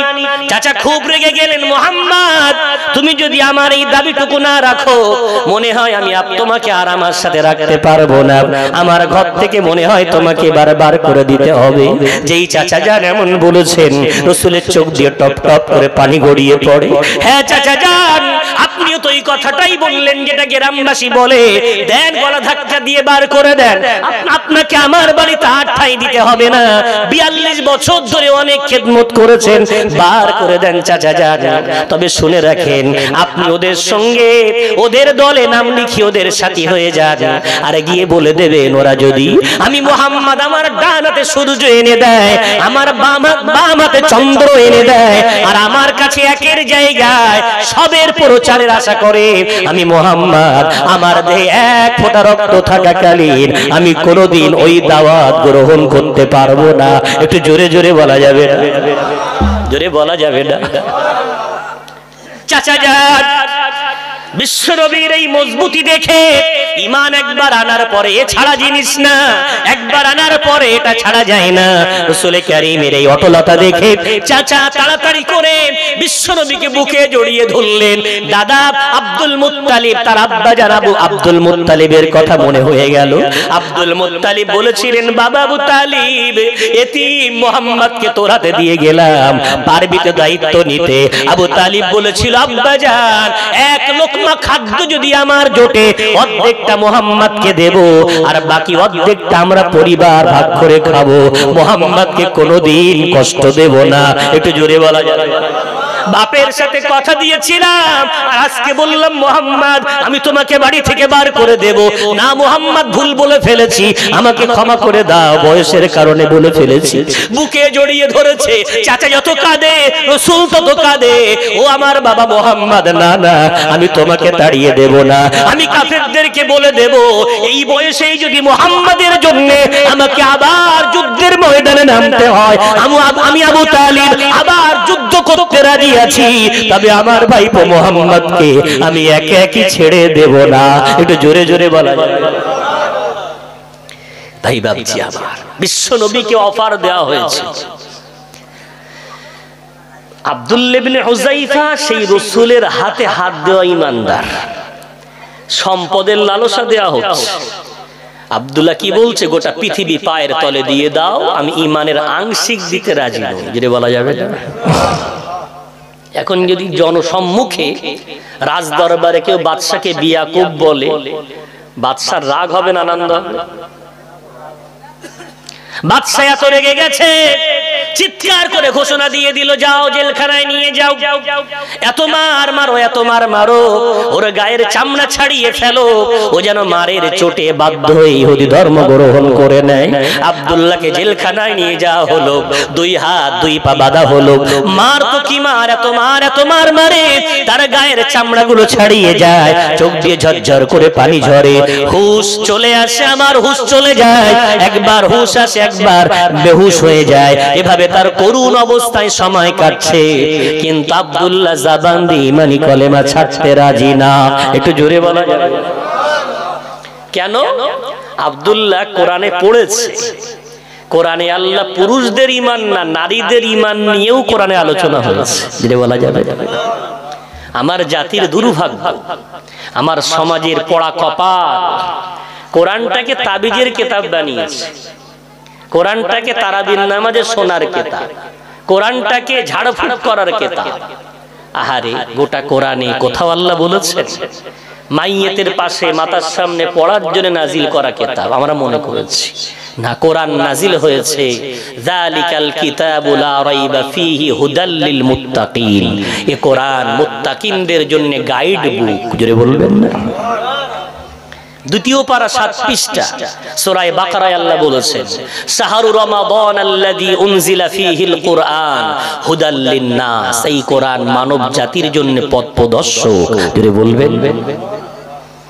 আমি আবার ফিরে আসব, একটুখানি চলেন। আব্দুল্লাহ বিন হুযাইফা কোরআনে কি পেয়েছেন যার জন্য এত মার খায় তারপর ঈমান ছাড়ে না? ওই কোরআনে আল্লাহ একটা নারীর কথা বলেছেন, ওই নারীটার নাম হলো আসিয়া। চেনেন না আপনারা? ফেরাউনের স্ত্রী আসিয়া। কে ফেরাউন? পারা নাম্বার 30 পৃষ্ঠা নাম্বার 3 সূরার নাম সূরা নাজিয়াতের মধ্যে ফেরাউন দাবি করেছে, আনা রাব্বুকুমুল আ'লা, আমি হলাম বড় খোদা। গোটা পরজা, গোটা এলাকার মিশরের মানুষ ফেরাউনকে বড় খোদা বলে মেনে নিয়েছে। এখন ফেরাউনের মনে খটকা দেয়, তাই তো মূসা আমার স্ত্রীর কাছে বড় হয়েছে, মূসাকে ঘর থেকে তাড়িয়ে দিয়েছি, জানি না আমার স্ত্রীটার খোদা কে। অনেক সময় এমন হয় প্রদীপের তলায় অন্ধকার, এমনটা তো না, সবাই আমাকে খোদা বলে মানে, আমার স্ত্রী মানে কিনা সন্দেহ হয়েছে। স্ত্রীকে জিজ্ঞাসা করছে, ওরে আসিয়া বল না, বল তোর খোদার নামটা কি? আসিয়াকে যেই প্রশ্ন করেছে তৎক্ষণাৎ আসিয়া বলে দিয়েছে, আল্লাহু রাব্বি, আল্লাহ আমার প্রতিপালক। জোরে বলা যাবে? ফেরাউন মনে করছে স্ত্রী মজা করে, আবার প্রশ্ন করে বলে, ওরে আসিয়া তুই কি আমার সাথে মজা করিস? আল্লাহ তো মূসার খোদা, তোর খোদা হতে যাবে কেন? বল না, বল ওরে আসিয়া তোর খোদার নামটা কি? আসিয়া আবার বলে উঠেছে, আল্লাহু রাব্বি ওয়া রাব্বুক, আল্লাহ শুধু আমার নয় রে, আল্লাহ আমার প্রতিপালক, তোরও প্রতিপালক। একটু জোরে বলা যাবে? ফেরাউন এবার রেগে গেছে, জাল্লাদকে চিৎকার করে বলে, ওই জাল্লাদ, তলোয়ার নিয়ে আয়, চাবুক নিয়ে আয়, আমার সামনে ওকে এত মার, আমার রানী হয়ে আমাকে, আমি স্বামী হয়ে আমাকে যদি না মানে, এলাকার মানুষ জানতে পারলে আমাকে তুচ্ছ তাচ্ছিল্য করবে, যে ঘরের রানী আমাকে খোদা বলে মানে না, এলাকার মানুষ আমাকে খোদা বলে মানে, এত মার, এত মার, ও মারের সামনে যেন বাধ্য হয়ে আমাকে খোদা বলে মেনে নেয়। জাল্লাদ মারতে শুরু করলো। আসিয়ার মতো নাজুক নারী জাতি মারের কারণে বেহুশ হয়ে পড়ে আছে। জাল্লাদকে ফেরাউন বলছে, এবার একটু ক্ষান্ত হ। আসিয়ার হুঁশ ফিরেছে, ঠিক এমন সময় ফেরাউন তার মাথার কাছে দাঁড়িয়ে বলছে, ওরে আসিয়া এবার বল তোর খোদার নামটা কি? আসিয়া চোখটা মেলে দিয়ে এত মার খাওয়ার পরে আসিয়া জবান থেকে বলছে, আল্লাহু রাব্বি ওয়া রাব্বুক ওয়া রাব্বুনাল্লাহ, আল্লাহ শুধু আমার নয়, তোর নয় রে, আল্লাহ আমাদের সবার প্রতিপালক। একটু জোরে বলা। এত সময় তোর আর আমার, এবার কি বলছে? আমাদের সবার। যেটা একটু বলা যাবে? ফেরাউন রেগে গেছে, বলছে খঞ্জরটা আমাকে দে, চাকুটা আমাকে দে। এবার খঞ্জর হাতে নিয়ে আসিয়ার গায়ের চামড়াগুলো কাটতে শুরু করেছে। আর জাল্লাদকে বলছে, যা দৌড়ে যা, ঝালের গোড়া নিয়ে আয়, মরিচ নিয়ে আয়। জাল্লাদ যখন ঝালের গোড়া মরিচ নিয়ে আসিয়ার গায়ে ছড়িয়ে দেয়, আসিয়া ওই সময় কি বলতে শুরু করে? কোরআন সেই কথাটা রেকর্ড করে রেখে দিয়েছে। জোরে বলা যাবে? পারা নম্বর 28 পৃষ্ঠা নম্বর 20 সূরার নাম সূরা তাহরিমের মধ্যে আল্লাহ বলছেন আসিয়া ওই কঠিন সময় যখন তাকে গায়ে ছুরি দিয়ে কেটে কেটে লঙ্কার গুঁড়া দেওয়া হয়েছে, আসিয়া বলছে রব্বি বিনিলি ইনদাকা বাইতান ফিল জান্নাত ওয়া নাজ্জিনি মিন ফিরআউনা ওয়া আমালিহি ওয়া নাজ্জিনি মিনাল কওমিজ জালিমিন। ওগো আল্লাহ, আমি এই ফিরআউনের অট্টালিকা চাই না, রাজপ্রাসাদ চাই না গো আল্লাহ, তোমার জান্নাতের মধ্যে তোমার বান্দিটার জন্য একটা ছোট্ট কামরা নির্মাণ করে দাও, আর ফিরআউনের অত্যাচার থেকে, ওর কওমের অত্যাচার থেকে তোমার বান্দিটাকে পরিত্রাণ দাও। এই কথা বলতে বলতে আসিয়ার জীবন পাখিটা আল্লাহর জান্নাতে পৌঁছে গিয়েছে। জোরে বলা যায় ভাই বাবজি আমার। তাহলে আব্দুল্লাহ ইবনে হুযাইফা ওই কোরআন পড়ে ঈমানদার, তার ঈমান কি দুর্বল হবে না মজবুত হবে? এত মার খাওয়ার পরেও ঈমান ছাড়তে রাজি না, সম্পদের লালসা। আজ আমরা কোন জায়গায় আমি জানি না, আপনাদের মিনাখাতা না এখানে কি অবস্থা? আমাদের বাদুড়িয়া থানা কাটিহাট পঞ্চায়েতে আমাদের এই মুহূর্তে ঘর দেওয়ার ইনকোয়ারি চলছে, সরকারি অনুদান যেটা গরিবদের ঘর যোজনা দেওয়া চলছে।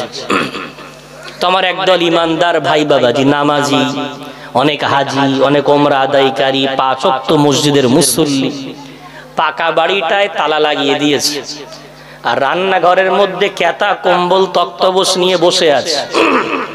সাদা দাড়িতে মেহেন্দি করা সুন্নত খুব ভালো জানে, তো সাদা দাড়িতে আবার মেহেন্দি করা। পঞ্চায়েত থেকে ইনকোয়ারিতে এসছে, চাচাজি বাড়ি আছেন? বলে হ্যাঁ বাবা, এই তো আপনি এখানে থাকেন? বলে হ্যাঁ। বলো কেন? অনেক দিন ধরে কষ্টতে আছি। এই ঘরটা কার? বলছে আমার এক ভাইয়ের, ও বাড়ি থাকে না, বোম্বে থাকে। কি বলছে? ভাই কোথায় থাকে? বোম্বে। কত পাবে? 1,20,000 টাকা। কত পাবে? 1,20,000 টাকার বিনিময়ে ওই সাদা দাড়িতে মেহেন্দি করা সুন্নাত জানে, 5 ওয়াক্ত নামাজ মসজিদে পড়ে, 45 বছর ধরে ঈমানের বেলুনটাকে কত রাত জেগে তাহাজ্জুদ পড়েছে, কত ইসরাত পড়েছে, কত আবিন পড়েছে, কত তাহাজ্জুদ আদায় করেছে, কত জলসায় বসে বসে ঈমান তাজা করেছে, কিন্তু সামান্য 1,20,000 টাকার সামনে একটা মিথ্যার কাঁটা ফুটিয়ে ঈমানের বেলুনটাকে ফাটিয়ে দিল। চাচাজি বলছে আমি বিরাট চালাক। বিশ্বনবীর সহিহ হাদিস, বুখারী শরীফের সহিহ হাদিস, বিশ্বনবী বলছেন মুনাফিকের 4টে গুণ। নম্বর 1, ইযা হাদাসা কাযাবা ওয়া ইযা ওয়া'দা খালাফা ওয়া ইযা আতুমিনা খানা ওয়া ইযা খাসামা ফাজারা। বিশ্বনবী বলছেন মুনাফিকের 4টে গুণ। নম্বর 1, কথা বললে মিথ্যা বলে। নম্বর 2, অঙ্গীকার করলে ভঙ্গ করে। নম্বর 3, আমানত রাখলে খিয়ানত করে। নম্বর 4, ঝগড়া করলে গালিগালাজ করে। এইগুলো হচ্ছে মুনাফিকের গুণ। সাহাবারা বলছে ইয়া রাসূলুল্লাহ, ইয়া হাবিবাল্লাহ, যদি 4টে না থাকে কোনো একটা থাকে, রাসূল বললেন তার মধ্যে ততটুকুই নেফাক, অর্থাৎ ঈমানদার হলেও ওর মধ্যে অতটুকু নেফাকের রোগ আছে। আর যারা মুনাফিক তাদের ঠিকানা কোথায়? পাক কোরআনে আল্লাহ স্পষ্ট ভাষায় বলেছেন ইন্নাল মুনাফিকিনা ফিদ দারকিল আসফালি মিনান নার। আমি জাহান্নামের উপরে কাফেরদেরকে রাখবো, তবে মুনাফিকগুলোকে উপরে নয় জাহান্নামের তলদেশে দেব। কেন এই 2 নম্বরই? কেন এই ধূর্তবাজি? কেন এই দাগাবাজি? আমি আল্লাহ সব সহ্য করলেও এই চিটিংবাজি আমি আল্লাহ সহ্য করতে পারি না। রাসূল পরিষ্কার বুখারীর হাদিস, মান গাসসা ফালাইসা মিন্না, যে প্রতারণা করে, যে 2 নম্বরই করে, যে চিটিংবাজি করে, আমার উম্মত থাকতে পারে না। উম্মতের খাতা থেকে না তার নামটা কাটা যায়। জোরে বলি নাউযুবিল্লাহ। আমি এই কথা বলার পরে আমার একদল গরিব বাবুজি চাচাজি আমাকে ধরেছে, আপনি ঘরটা বন্ধ করে দেবেন বলে লেগেছে। তাই বলছি ভাই না, আমি ঘরটা বন্ধ করব না। ইসলাম এমন ব্যবস্থা নয়, ইসলাম উপকার করার জন্যই এসেছে, ক্ষতি করতে আসে। কি করবেন? আপনি ভাবছেন আপনি মিথ্যা বলছেন না, কেউ জানে না। আপনার কাছে খবর নেই হয়তো এই মুহূর্তে গোটা পৃথিবী মানুষের হাতের মুঠোয়। গুগল বলে একটা প্ল্যাটফর্ম আছে অনলাইন ইন্টারনেটে, ওখানে লেখা হবে নলফা পশ্চিম পাড়া পূর্ব পাড়া লিখে দেবে। লিখে দেওয়ার পর কতটা ঘর পাকা না কাঁচা ও সব সরকারের সামনে স্পষ্ট। আমার কথা কি বোঝাতে পারছি? তাহলে সরকার কিন্তু খুব ভালো জানে আমি ওখানে 10টা ঘর দিয়েছি, মানে ওখানে 10টা ঘরের প্রয়োজন নেই, তারপরেও দিয়েছি। কেন? যখন ফর্ম ফিল আপ করেছিল 5-7 বছর আগে, তখন মাটির বাড়ি ছিল, এখন ওরা পাকা করে ফেলেছে। কথা বোঝাতে পারছে? তাহলে সরকার জেনে দিচ্ছে। মেম্বার ও যদি আমাদেরকে বলে তুমি রান্নাঘরে গিয়ে আশ্রয় হয় না, আমি এত ইমান বিক্রি করে খেয়েছি, 10 জন আমরা ইউনিয়ন করব, 10টা ঘর এসছে, আমরা 10 জন ইমানদার, অনেক কষ্ট করে ইমান বানাতে হয় ভাই, অত 1,20,000 টাকার জন্য ইমান বিক্রি করতে রাজি না। আমরা 10 জন মেম্বারের কাছে যাব। আপনি নাকি বলেছেন রান্নাঘরে গিয়ে টালির ঘরটা দেখাতে হবে, আমরা সব পারবো না ভাই। আপনাকে মেম্বার আমরা ভোটে বানিয়েছি, যদি আপনি আমাদের ঘর পাস না করান, আগামী ইলেকশনে এই 10 জন কি করতে পারে দেখে নেবেন ইনশাআল্লাহ। ও মেম্বার আপনার কাগজে সই করবে শুধু না, আপনাকে স্যার করে বাড়িতে চাট পানি পান করিয়ে বাড়ি পাঠাবে। ও কি করবে বুঝেনি? আমি ঘরের জন্য ইমান বিক্রি করতে রাজি না। পরিষ্কার বলবো, বয়সের ছোট হলে বাবা, বয়সের বড় হলে ভাই। আমি কিন্তু ঘর যখন ফর্ম ফিল আপ করেছিলাম গরিব ছিলাম, মাটির বাড়ি আমার ছিল 5 বছর আগে 7 বছর আগে, ঘর পাস হচ্ছে এখন। আমার 2 ছেলে বিদেশে থাকে, আমি বাপ এখানে থাকি, অনেক কষ্ট করে বাড়িটা খাড়া করেছি। সরকার যখন দিয়েছে তুমি সই করে দিলে তো হয়ে যাবে। তুমি কাকে সাক্ষী বানাবে, কি করে সাক্ষী বানাবে তুমি দেখো। ঘর যদি আমাদের এলাকা থেকে একটা অন্য গ্রামে গেছে, পর ইলেকশনে খবর আছে, আমরা পারি না। কিন্তু আমরা তা করব না, আমরা মিথ্যা বলে আমার 55 বছর ধরে বানানো ইমান 1,20,000 টাকার সামনে বিক্রি করে দিচ্ছি। নাউজুবিল্লাহ বলবেন না। ছেলেগুলো চাষি, আব্বাজান 5 বার হজ করেছেন, 15 বার ওমরা করেছেন, তাহাজ্জুদ কাজা নেই, ইশরাকের নামাজ না পড়ে বাড়ি আসে না। এখন বিরাট চাষের কাজ, এখন মাঠ থেকে ভালো বেগুন উঠেছে, পটল উঠেছে, আলু উঠেছে, জল করে জাল টেনে মাছ, বড় বড় চিংড়ি মাছ সুন্দর করে উঠেছে। এখন কি করছে চাচাজি? বাড়ি এসেছে ইশরাক পড়ে, ছেলেটা বলছে আব্বাজান আপনার বরকতি হাত দিয়ে ঝুড়িটা সাজান। হাজি সাহেব ঝুড়ি সাজাচ্ছে, পোকা বেগুনগুলো তলায় দিয়ে ভালো বেগুনগুলো উপরে দিয়েছে, ছোট আলুগুলো তলায় দিয়ে বড় আলুগুলো মাথানে দিয়েছে। কি হচ্ছে?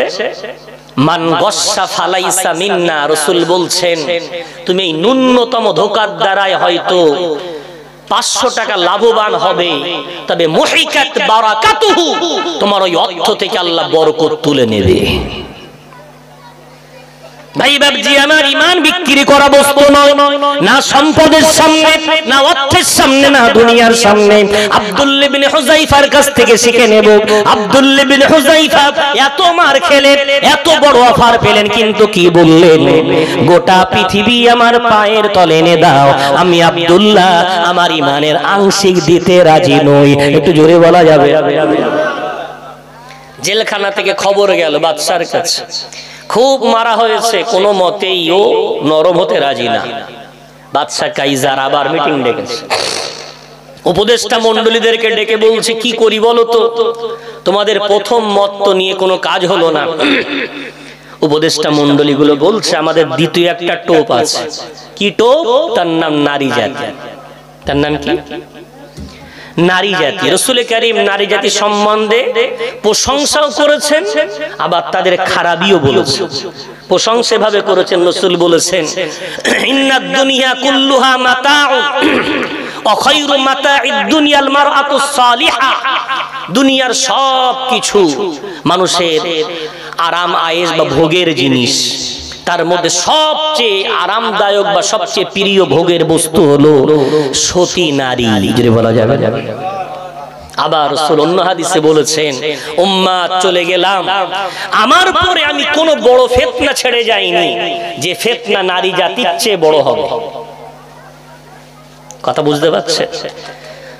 উপদেষ্টা মণ্ডলীরা বলল, বাদশা কাইজার, আমাদের দ্বিতীয় পরামর্শ হলো নারী জাতি। বাদশা বললেন, বুঝতে পারলাম না, খুলে বলো। উপদেষ্টা মণ্ডলীরা বলল, আব্দুল্লাহ জেলখানায় আছে, ওর সঙ্গীরা জেলখানায় আছে, অনেকদিন স্ত্রীরা আলাদা, ওরা আলাদা, ওদের মধ্যে যৌন খোদা নিবারণ করার মতো ওদের কাছে কেউ নাই। ও বাদশা জাহাপনা, রাতের গভীর অন্ধকারে জেলখানায় কোন একটা সুন্দরী নারী ছেড়ে দেন, দেখবেন আব্দুল্লাহর মতো ইমানদার ওই সুন্দরী নারীর মোহে পড়ে ওর না হয় ওর পিছনে পাগল হয়ে যাবে। আর যেই পাগল হবে ওই নারীটা তখন বলবে, আমি আমার দেহ দেব, আমি আমার যৌবন দেব, আমি আমার জীবন দেব। ওরে আব্দুল্লাহ, তোমাকে ইহুদি হতে হবে। ওই নারীর মোহে পড়ে ওই ইহুদি হয়ে যাবে, সহজে আপনি তাকে ইহুদি বানিয়ে ফেলতে পারবেন। বাদশা বলছে, চমৎকার, খবর দাও, গোটা রোম সাম্রাজ্যের যারা মডেল সুন্দরী নারী আছে আমার দরবারে আসতে বলো। মডেল রাজ দরবারে এলো, বাদশার চয়েস মতো একটা সুন্দরী নারীকে বাদশা ডাকলেন, ডেকে বলছেন, ও নারী, তুমি কি পারবে আমার আব্দুল্লাহকে তোমার রূপের পাগল বানিয়ে ইহুদি বানিয়ে ফেলতে? নারীটা বলছো, বাদশা জাহাপনা, এটাই আমার পেশা, এটাই আমার কাজ, কত যুবককে আমার পাগল বানিয়েছি, আব্দুল্লাহকে বানাবো এটা তুচ্ছ ব্যাপার। বাদশা বলছে, তুমি যত চাইবে তত অর্থ তুমি পাবে, যাও যাও, আজ থেকে কাজ শুরু করে দাও। জেলারকে বলে দেওয়া হলো, গভীর রাতে একটা নারী আসবে, যেন যেতে দেওয়া হয়। আব্দুল্লাহ জেলখানায় বসে আছে। ঠিক এমন সময় গভীর রাত্রে জেলখানায় নুপুরের আওয়াজ, নুপুর, চুড়ির ঝংকার। আব্দুল্লাহ বুঝতে পেরেছে কোন নারী আসছে। তৎক্ষণাৎ আব্দুল্লাহ ইবনে হুযায়ফা দুই হাঁটু এমন করে উঁচু করে দুই হাঁটুর মাঝখানে মাথাটা দিয়ে পড়া শুরু করেছে, আউযু বিল্লাহি মিনাশ শাইতানির রাজিম। জোরে বলা যাবে না? আব্দুল্লাহ কোথা থেকে শিখেছে এই দোয়াটা? এই দোয়াটা কোরআনুল কারীমের দোয়া। এই দোয়াটা রব্বুল আলামিন নারীর ফিতনা থেকে বাঁচার জন্য শিখিয়েছেন। জোরে বলা যাবে না? এটা অনেক বড় দোয়া। এই দোয়াটা যদি কোনো বান্দা রাতে ঘুমায়, ঘুমাতে ঘুমাতে খারাপ স্বপ্ন দেখছে, ভয়ের স্বপ্ন দেখছে, রাসূল বলেছেন তৎক্ষণাৎ যদিও তিনবার বাম দিকে থুতু ফেলে এই দোয়াটা পড়ে নেয়, সারা রাত ওর দেহটাকে আল্লাহ হেফাজত করবে। জোরে বলা। আব্দুল্লাহ ইবনে হুযায়ফা দোয়াটা শিখলো কোথা থেকে? কোরআনুল কারীমের একটা চমৎকার ঘটনা আছে, ইউসুফ জুলাইকার ঘটনা। 12 পারা 14 পৃষ্ঠা 15 পৃষ্ঠা থেকে শুরু হচ্ছে, কয়েক পৃষ্ঠা লাগাতার ঘটনা। বিষয়টা আপনাদের জানা, আমি শুধু ওই বিষয়টাই বলছি। ইউসুফ নবীকে তার ভাইয়েরা বাঁচতে দেবে না, অনেক ষড়যন্ত্র, কিন্তু প্রবাদ বাক্যে আছে, রাখে আল্লাহ মারে কে। আল্লাহ তাকে বাঁচাতে বাঁচাতে মিশরের রাজা তার বাড়ির গোলাম বানিয়ে দিয়েছে। এখন ওই বাদশার স্ত্রী জুলাইখা বাদশাকে একদিন আবদার করে বলছো, বাদশা জাহাপনা, আমি আপনার কাছে একটা আবদার রাখতে চাই। বলে, কি আবদার? বলে, আমার যে দেহের সেফটির জন্য, আমার আত্মরক্ষার জন্য আমি একটা কামরা বানাতে চাই। ওই কামরায় প্রবেশ করতে হলে 8-10টা দরজা ভেদ করে প্রবেশ করতে হবে। এমন একটা কামরা কি আমাকে বানাতে অনুমতি দেবেন? বাদশা জুলাইখার রূপে পাগল। ও রানী, তুমি বলবে আমি না করব হয় নাকি? তুমি বলে দাও, আমি অর্ডার দিয়ে দিচ্ছি। রানীর কথা মতো সুন্দর কামরা নির্মাণ হয়ে গেল। আবার একদিন আবদার, ও বাদশা জাহাপনা, এত সম্পদ আপনি করবেন কি? এগুলো কার? বলে, সব তোমার। বাদশা, এই গোলাম দাস দাসী সব আমার? বলে, হ্যাঁ। সত্যি বলছেন? বলে, হ্যাঁ। তবে ইউসুফ তো আপনার খাদেম, ওই খাদেমটাকে আমাকে একটু দিয়ে দেন। বাদশা বলছে, এত সামান্য জিনিস, এত দাবি করার কথা নাকি? তুমি বললেই তুমি নিতে পারো, যাও যাও, আজ থেকে ইউসুফ আমার নয়, তোমার খেদমত করবে, যাও। ইউসুফকে, ইউসুফ আল্লাহর নবী, যদি বলা যাবে না? জুলাইখার খেদমত করে, খাদ্য নিয়ে যায়, পানি নিয়ে যায়, ঘরে বিভিন্ন কাজকর্ম করে, কিন্তু ইউসুফ কোনো দিনের জন্য জুলাইখার দিকে নজর তুলে তাকায় না, যদি বলা যাবে না? পারা নম্বর 18 পৃষ্ঠা নম্বর 12 সূরার নাম সূরা নূরের মধ্যে আল্লাহ বলেছেন, ও নবী মুহাম্মদ মুমিন পুরুষদেরকে বলে দাও, কুল্লিল মুমিনিনা ইয়াগুদ্দু মিন আবসারিহিম ওয়া ইয়াহফাযু ফুরুজাহুম। ঈমানদার পুরুষ রাস্তায় যখন বার হবে ওদের নজর যেন নিচের দিকে থাকে, ওরা নজর যেন উপর দিকে না নিক্ষেপ করে এবং লজ্জাস্থান যেন তারা হেফাজত করে। জোরে বলা যায়। আবার আল্লাহ বলছেন পরক্ষণে, ওয়াকুল্লিল মুমিনাতি ইয়াগুদুদনা মিন আবসারিহিন্না ওয়া ইয়াহফাযনা ফুরুজাহুন্না ওয়া লা ইউবদিনা যিনাতাহুন। আর ঈমানদার নারীদেরকে বলে দেন ওরা দুটো নয় তিনটে কাজ করবে, ওরাও বাইরে বার হলে নজর নিচের দিকে রাখবে। নাম্বার 2 ওরা কি করবে? নাম্বার 2 ওরা যখন বাইরে বার হবে ওরা লজ্জাস্থানে হেফাজত করবে। নাম্বার 3 ওদের জন্য আরো একটা দায়িত্ব, ওদের দেহটাকে ওরা ঢেকে রাখবে, ওদের রূপ সৌন্দর্য ওরা বাইরে প্রকাশ করবে না। একটু জোরে বলা যাবে? আমি আস্তে আস্তে যা দেখে এলাম এদের ঈমানদার বলা যাবে? কথা বলে কোরআনুল কারীমের আমি সরাসরি তরজমা করছি ভাই। আজ সমাজে হয়েছে কি একদল বোবা শয়তান তৈরি হয়েছে, অন্যায় যে করে আর অন্যায় যে সাপোর্ট করে দুটোই সমান অপরাধী। আমার সমাজ আজকে এত বাতিলের বাড়বাড়ন্ত কেন? হক কথা বলার লোকের অভ্যাস, আমি তো করছি না। রাসূলের পরিষ্কার হাদিস, অন্যায় যে দেখে প্রতিবাদ করে না ওরা পরিষ্কার ওই অন্যায়কারীদের সমতুল্য। আমি যে রাস্তায় দৃশ্য দেখলাম আমেরিকা থেকে লন্ডন থেকে আসেনি, সব আমাদের প্রোডাক্ট। বড় পীর আব্দুল কাদের জিলানীর ইতিহাস শুনেছেন? আমি আবার ফিরে আসছি এখানে, ইনশাআল্লাহ মনে করে দেবেন। বড় পীর আব্দুল কাদের জিলানী বড় পীর এমনি এমনি হয়নি। হুজুরের আব্বাজান আবু মুসা জঙ্গি রহমাতুল্লাহ আলাইহি উনি সফরে গেছেন, বাড়ি আসছেন। বাড়ি আসতে আসতে হঠাৎ দেখতে পায় বাড়ির বাইরে একদল যুবক তার ঘরের দিকে তাকিয়ে হাসাহাসি করছে। আবু মুসা জঙ্গি রাহমাতুল্লাহ আলাইহি পিছন থেকে যুবকদের দিকে তাকিয়ে আশ্চর্য, আমার বাড়ির দিকে ফিরে হাসাহাসি করে কেন, কি ব্যাপার? আমার ঘরের স্ত্রী কি বাইরে কোন দিকে তাকিয়ে আছে? পাশে গিয়ে খুব ভালো করে দেখলেন, কই না তো আমার স্ত্রী দেখা যায় না, কার দিকে ফিরে হাসাহাসি করে। আরো কাছে গেলেন, খুব ভালো করে লক্ষ্য করে দেখে স্ত্রীর কাপড়গুলো বাইরে মেলে দেওয়া আছে, আর ওই কাপড়গুলো দেখে যুবকরা একে অপরকে দেখে মজা করছে। আবু মুসা জঙ্গি সোজা বাড়ি গেলেন, তাড়াতাড়ি করে কাপড়গুলো উঠোনে ফেলে দিলেন, আগুন এনে কাপড়গুলো জ্বালানো শুরু করে দিলেন। স্ত্রী দৌড়ে এসে উম্মুল খায়ের ফাতেমা, ও আমার স্বামী কি ব্যাপার, আপনি সফর থেকে বাড়ি এসেছেন আমাকে ডাকলেন না, আমার নতুন কাপড় কেন জ্বালিয়ে দিচ্ছেন?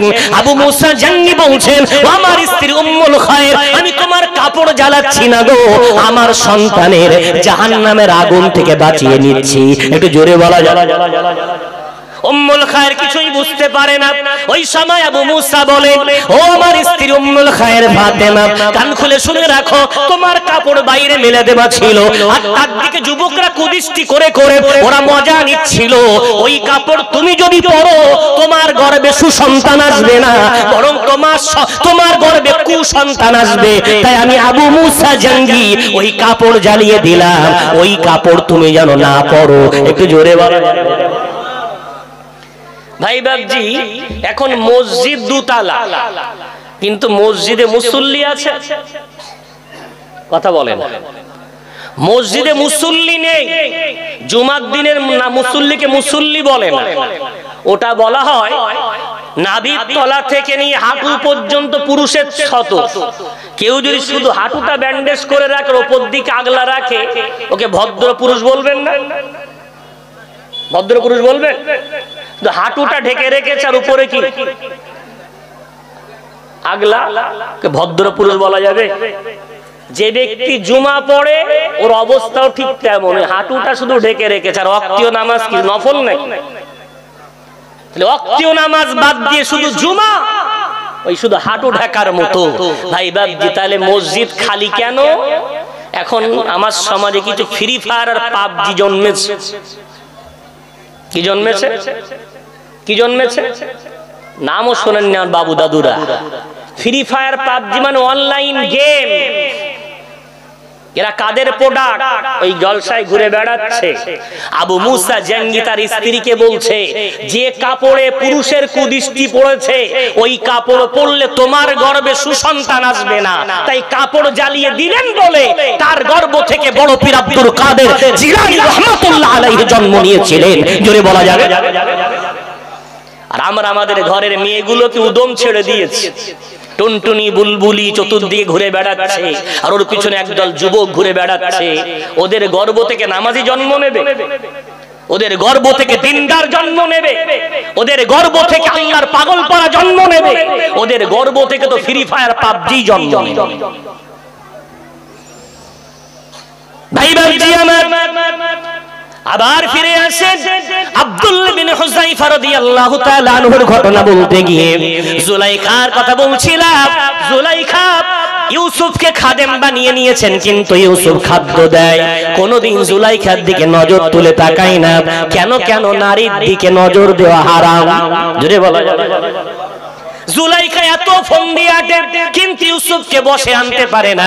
আজকে বাদশা বাড়ি নাই, এখন জুলাইখা চিন্তা করছে, আমি আমার গোলামটাকে বলবো আমার ওই ছোট্ট কুঠির, সুন্দর করে বানানো কুঠির, ওই কুঠিরে আজকে খাদ্য নিয়ে যেতে। ইউসুফকে বলল, রে ইউসুফ, আমার খাদ্য আজকে ওই ঘরের মধ্যে নিয়ে যাবি। ইউসুফ খাদ্য নিয়ে সাদা মনে হেঁটে যায়, আর ইউসুফ এদিকে জুলাইখা দরজাগুলো তালা বন্ধ শুরু করে দেয়। তালা মারতে মারতে একদম আভ্যন্তরীণ কুঠিরে পৌঁছে গেছে। এমন সময় ইউসুফ খাদ্য রেখে দিয়ে জুলাইখার দিকে তাকিয়েছে। জুলাইখা তালা মেরে চাবির তোড়া হাতে চিৎকার করে বলছে। কোরআনুল কারীম রেকর্ড করেছে জুলাইখার কথাটাকে। আল্লাহ পাক রব্বুল আলামিন বলেন, ওয়ারাওয়াদাতুহুল্লাতী হুয়া ফী বাইতিহা আন নাফসিহি ওয়া গাল্লাকাতিল আবওয়াবা ওয়া ক্বালাত হাইতা লাক قال معاذ الله। ইউসুফকে বলছে জুলাইখা, ওরে ইউসুফ, আমি সুন্দরী না রানী তোর সামনে দাঁড়িয়ে আছি, দরজাগুলো সব বন্ধ হয়ে গেছে, ঝাঁপিয়ে পড় আমার উপরে। ওরে ইউসুফ, আমার উপরে ঝাঁপিয়ে পড়। ইউসুফ তখন চোখ দুটো বন্ধ করে চিৎকার করে বলছে, মাআযাল্লাহ, ও আল্লাহ তুমি আমাকে আশ্রয় দাও। একটু জোরে বলো। মাআযাল্লাহ মানে আউযু বিল্লাহি মিনাশ শাইতানির রাজীম। জোরে বলা যাবে? ইউসুফ নবী যখন এই দোয়া পড়লেন, আল্লাহ পাক রব্বুল আলামিন কথা দিয়েছেন, বান্দা যদি তাকে ডাক দেয়, তার ডাকে আল্লাহ সাড়া দেয়। জোরে বলা যাবে? উদউনি আস্তাজিব লাকুম, ও বান্দা বান্দী আমাকে ডাক দাও, আমি তোমাদের ডাকে সাড়া দেব, যেই ডাকবে সেই সাড়া দেব। ইউসুফ নবী ডাক দিলেন, আল্লাহ পাক রব্বুল আলামিন বললেন, ইউসুফ দরজার দিকে দৌড় দাও। ইউসুফ বলছে, আল্লাহ তালা মারা। আল্লাহ বলে, ইউসুফ দৌড়ানোর দায়িত্ব তোমার, তালা খোলার দায়িত্ব আমি আল্লাহ আমার। যে বলবেন না, দৌড়ানোর দায়িত্ব তোমার আর তালা খোলার দায়িত্ব আমার। কেন? আমি আল্লাহ আমার সিফাত, কুল হুয়াল্লাহু আহাদ আল্লাহুস সামাদ, আমি আল্লাহ এক অদ্বিতীয়, আমি আল্লাহ কারোর মুখাপেক্ষী নই, আমি আল্লাহ কোনো কিছু করতে চাইলে সূরা ইয়াসিন 23 পারা 4 পৃষ্ঠা রব্বুল আলামিন বলেছেন, ইন্নামা আমরুহু ইযা আরাদা শাইআন আইয়াকুলা লাহু কুন ফায়াকুন। আল্লাহ যখন কোনো কিছু করতে ইচ্ছা করে শুধু বলে হ হ হ, যেটাই হতে বলে সেটাই হয়ে যায়। একটু জোরে বলা যাবে? এয়ারপোর্টে গেছে, এয়ারপোর্টে সেন্সার দরজা দাঁড়াবেন খুলে যাবে, মেট্রো রেল দাঁড়াবেন সেন্সার দরজা খুলে যাবে, শপিং মল দাঁড়াবেন সেন্সার খুলে যাবে। কোথা থেকে আবিষ্কার? এই আয়াত গবেষণা করে। ইউসুফ দৌড়ায়, দরজার দিকে দৌড়ায়, জুলাইখা হাতে চাবির তোড়া নিয়ে নাড়া দেয় আর বলে, ও ইউসুফ যাবি কোথায়? তালা আমি নিজে হাতে মেরেছি, আমার হাতে চাবির তোড়া। ইউসুফ তখন বলে, রে জুলাইখা, আমি এমন শক্তির দিকে দৌড়াই, ওই শক্তির তালা খুলতে চাবির প্রয়োজন হয় না। একটু জোরে বলা যাবে? ইউসুফ দরজার দিকে দৌড় দেয়, দরজায় হাত দেওয়াও লাগে না, দরজায় চাবি দেওয়াও লাগে না, গোটা দরজাগুলো এক এক করে আমার আল্লাহ ইউসুফের জন্য খুলে দিলেন। একটু জোরে বলা যাবে? দেখেছেন আল্লাহর কাছে দোয়া চাইলে আল্লাহ কি করে কবুল করে। ওই কোরআন থেকে আব্দুল্লাহ বিন হুযাইফা শিখেছেন নারী জাতির ফিতনা থেকে বাঁচতে হলে এই দোয়া পড়া লাগে। এখন আমি আপনি আমাদের আশেপাশে যা ভয়ানক পরিবেশ, এই দোয়া মুখ থেকে বাদ দেওয়া যায় না। ঘর থেকে বার হলে মাথাটা হ্যাট করে সারা রাস্তা পড়তে পড়তে যেতে হবে। কেন? আমার সমাজে এত নারীদের উৎপাত। আগে একটা সময় ছিল গোনা করা কষ্ট, আর এখন গোনা থেকে বাঁচা কষ্ট। গোনা থেকে বাঁচা কষ্ট। মসজিদের সামনে পুকুর, উদম গোসল করছে। নারীদের পুকুরে গোসল করা হারাম। নারীদের পুকুরে গোসল করা হারাম। কোথায় পাবেন ফতোয়া? বিশ্বনবীর হাদিস।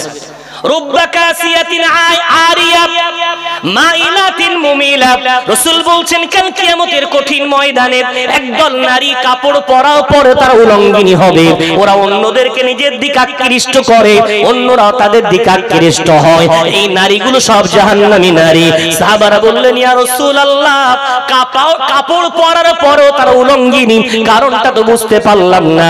মুহাদ্দিসিনগণ ব্যাখ্যায় লিখছেন তিনটে কারণ। শর্ট কাপড় পরবে, নাম্বার 2 টাইট কাপড় পরবে, নাম্বার 3 পাতলা কাপড় পরবে। এই 3 কারণে কাপড় পরার পরেও তারা উলঙ্গিনী সাব্যস্ত হবে। ও ভাই বাবজি, সমাজ যতই উন্নত হোক, পুকুরে যদি নারীরা গোসল করে এই 3টে গুণ পাওয়া যায় না, যায় না। ও কার স্ত্রী? হাজী সাহেবের, আলেম সাহেবের, নামাজি সাহেবের পুকুরে গোসল করে নারী যদি বাড়ি যায়, রাসূলের অভিশপ্ত হাদিস ওই নারীর উপরে ফিট হয়ে যায়। তাই নারীরা পুকুরে গোসল করতে পারবে না। গোসল যদি করতে হয় চট দিয়ে বস্তা দিয়ে ঘিরে রাখতে হবে, কোন পুরুষের সেখানে প্রবেশ চলবে না। ওরা গোসল করবে, ওখান থেকে পর্দার সাথে বাড়ি যাবে। এই আদব যদি রক্ষা করতে পারে তবে জায়েজ, অন্যথায় নারীদের পুকুরে গোসল করা হারাম। সমাজে কি চুলকুনি যুবকদের ফুটবল টুর্নামেন্ট দিচ্ছে, পারো না রাস্তার ধারে পুকুরগুলো তোমরা বস্তা কিনে, বেশি খরচ হবে না, 5,000 7,000 বাস কিনে বস্তা দিয়ে একটা ঘাট বানিয়ে দাও। নারীদের ঘাট আলাদা, পুরুষের ঘাট আলাদা। পারো না? বাড়ি বানাচ্ছ, পুট্টি করছো, টাইলস লাগাচ্ছ, বাড়িতে আগে একটা গরিব হলেও চট দিয়ে হোক, কলা গাছের বাসনা দিয়ে একটা গোসলখানা বানাও। আমার ওই নারীটাকে তার উপরে কুদৃষ্টি করতে দেব না। কেন? ওর উপরে কুদৃষ্টি পড়া মানে তার গর্ভের সন্তানটা সুসন্তান না কুসন্তান হবে। ভাই বাবজি আমার, হাতে ধরে নয় পায়ে ধরে বোঝাতে চাই, আব্দুল্লাহ বিন হুযাইফা রাদিয়াল্লাহু তাআলা আনহু এই দোয়াটা প্রথম রাতে পড়লেন। সারা রাত নারীটা তার পাশে ঘুমুরের ঝংকার বাজালো, চুড়ির আওয়াজ দিল, কিন্তু আব্দুল্লাহ একটা বারের জন্য তার দিকে চোখ তুলে তাকালেন না। একটু জোরে বলা যাবে? ওই জন্য ওলামারা এই মসলা থেকে লিখেছে, নারীরা যদি নুপুর পরে, নুপুরে ঘুঘুর লাগালে, ঘুমুর লাগালে ওই নুপুর পরা হারাম। কোরআনুল কারীম 18 পারা 12 পৃষ্ঠা সূরা নূর আল্লাহ বলছেন, ওয়ালা ইয়াদরিবনা বিআরজুলিহিন্না লিয়ুলামা মা ইউখফিনা মিন যিনাতিহিন। নারীরা যেন তাদের পা মাটিতে এমন করে না মারে যে তাদের পর্দার মধ্যে পরিহিত অলংকারের আওয়াজ পুরুষদের কানে পৌঁছে যায়। চুড়ি পরবে সিঙ্গেল, যেন দুটো চুড়িতে লেগে আওয়াজ না হয়। নুপুর পরবে ঘুঙুর ছাড়া, যেন এই আওয়াজ পুরুষের কানে না যায়। এই আওয়াজ গেলেই কোরআনের বিরুদ্ধাচরণ করা হবে, আল্লাহর নাফরমানি করা হবে। প্রথম রাত আল্লাহ আব্দুল্লাহকে বাঁচিয়ে নিলেন, যদি বলা যাবে। মুসলমানদের শয়তানের পরে বড় শত্রু সবচেয়ে মুসলমানদের, তার নাম ইহুদি জাতি। তার নাম কি? ইহুদি জাতি। আমি সময় পাবো না, একটু হালকা ইশারা করতে চাচ্ছি। ইহুদি জাতি এরা বিরাট বড় শত্রু মুসলমানদের, এরা কখনো কল্যাণ চায় না। আব্দুল্লাহ বিন হুযাইফাকে যে পরীক্ষায় ফেলা হয়েছিল, ঠিক এমন পরীক্ষায় বাদশা সালাহুদ্দিন আইয়ুবীর নাম শুনেছেন? মাত্র 20 বছর বয়সে তিনি আল্লাহ পাক রব্বুল আলামিনের ওই সুন্দর ঘর বাইতুল মুকাদ্দাস, ওই বাইতুল মুকাদ্দাস তিনি জয় করেছিলেন। জোরে বলা যাবে বাদশা সালাহুদ্দিন আইয়ুবী এত অল্প বয়সে এত সম্মান পেয়েছিলেন, গোটা পৃথিবী তার নাম শুনলে থরথর করে কাঁপতো। এখন ওই বাইতুল মুকাদ্দাস আজ যেমন কাতরাচ্ছে, এই কাতরানো আজকের না, যুগে যুগে বাইতুল মুকাদ্দাস ইহুদিরা দখল করেছে, আবার মুসলমান দখল করেছে। এই লড়াই বহুকালের লড়াই। এখন সালাহুদ্দিন আইয়ুবী যখন বাইতুল মুকাদ্দাস জয় করলেন, ইহুদিরা চিন্তা করলো এত অল্প বয়সে যদি বাইতুল মুকাদ্দাস জয় করে ফেলে, আমাদের আর বাঁচতে দেবে না, ওকে মারতে হবে। প্রথম ফোন দিয়ে আসলো সালাহুদ্দিন আইয়ুবীর আশেপাশে যারা খাদেম, ওদের কি করলো, ওদেরকে বললো সালাহুদ্দিন আইয়ুবীর খাদ্যে বিষ মেশাতে হবে, অনেক টাকা পাবে। ওরা খাদ্যে বিষ মিশিয়ে দিল।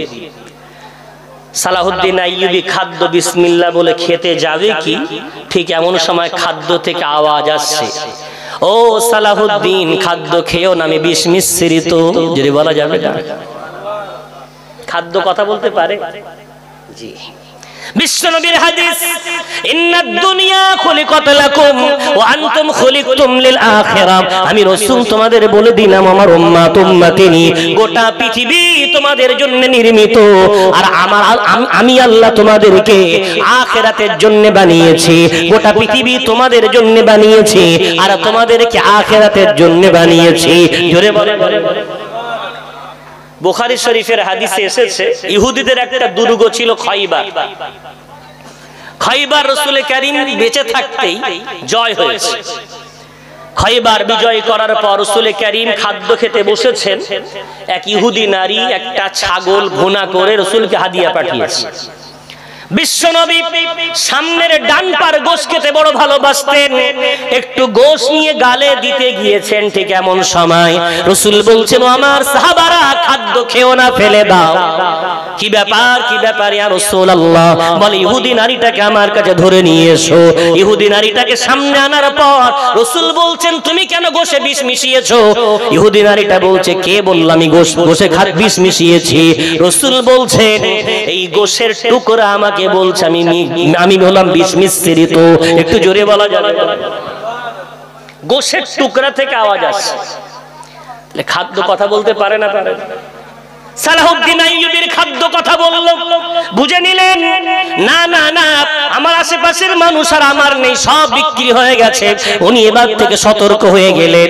আবার একদিন পানির গ্লাস পানি পান করতে যাবেন, হঠাৎ করে আওয়াজ আসে, ও সালাহুদ্দিন আমি মদ মিশ্রিত। আমি রাস্তার ধারে অনেক ধাবা হয়েছে, জি, খেতে গেলে খুব সাবধানে কিনে। মাটির কাপ যদি পান, কাগজের কাপ যদি পান, ঠিক আছে, যে কোনো গ্লাসে ব্যবহার হয়, ধোয়া হয়, সাবধান। কেন মদ কিন্তু অকাট্য দলিল থেকে হারাম প্রমাণিত, খুব সাবধান। আজ সন্দেহ হয় তো একটা দোয়া আছে, বিসমিল্লাহিল্লাযী লা ইয়াদুররু মা ইসমিহি শাইউন ফিল আরদি ওয়ালা ফিস সামাই ওয়া হুয়াস সামিউল আলীম। যদি আপনার ক্ষতি করার জন্য কোনো খাদ্য কেউ কিছু মিক্স করে, এই দোয়ার বদৌলতে বিষ পানি হয়ে যাবে। যদি বলবেন না, এই দোয়াটার এত আসর।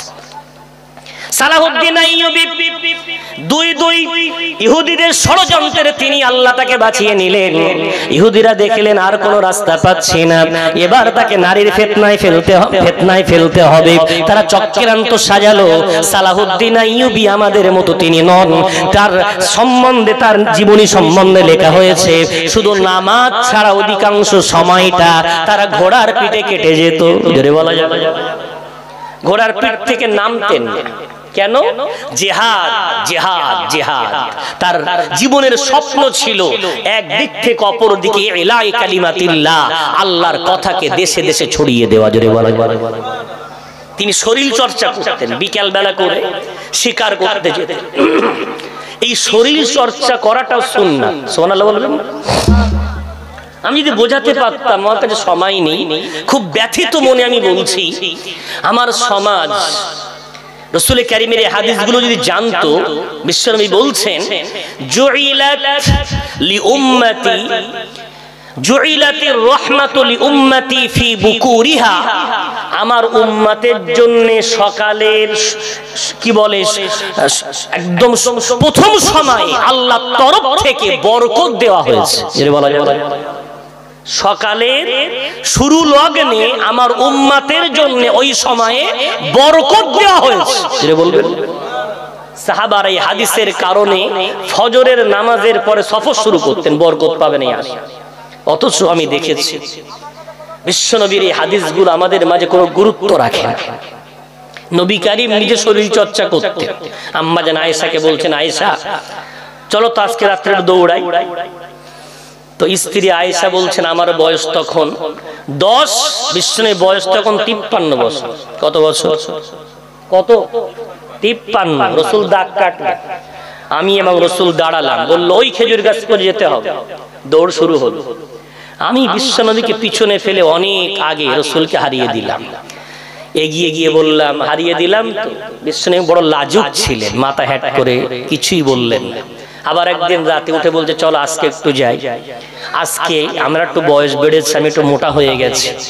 রাসূলের বয়স আরো বৃদ্ধি পেয়েছে, 54-55 হবে। বিশ্বনবী আজকে বলছে চলো দৌড়াই।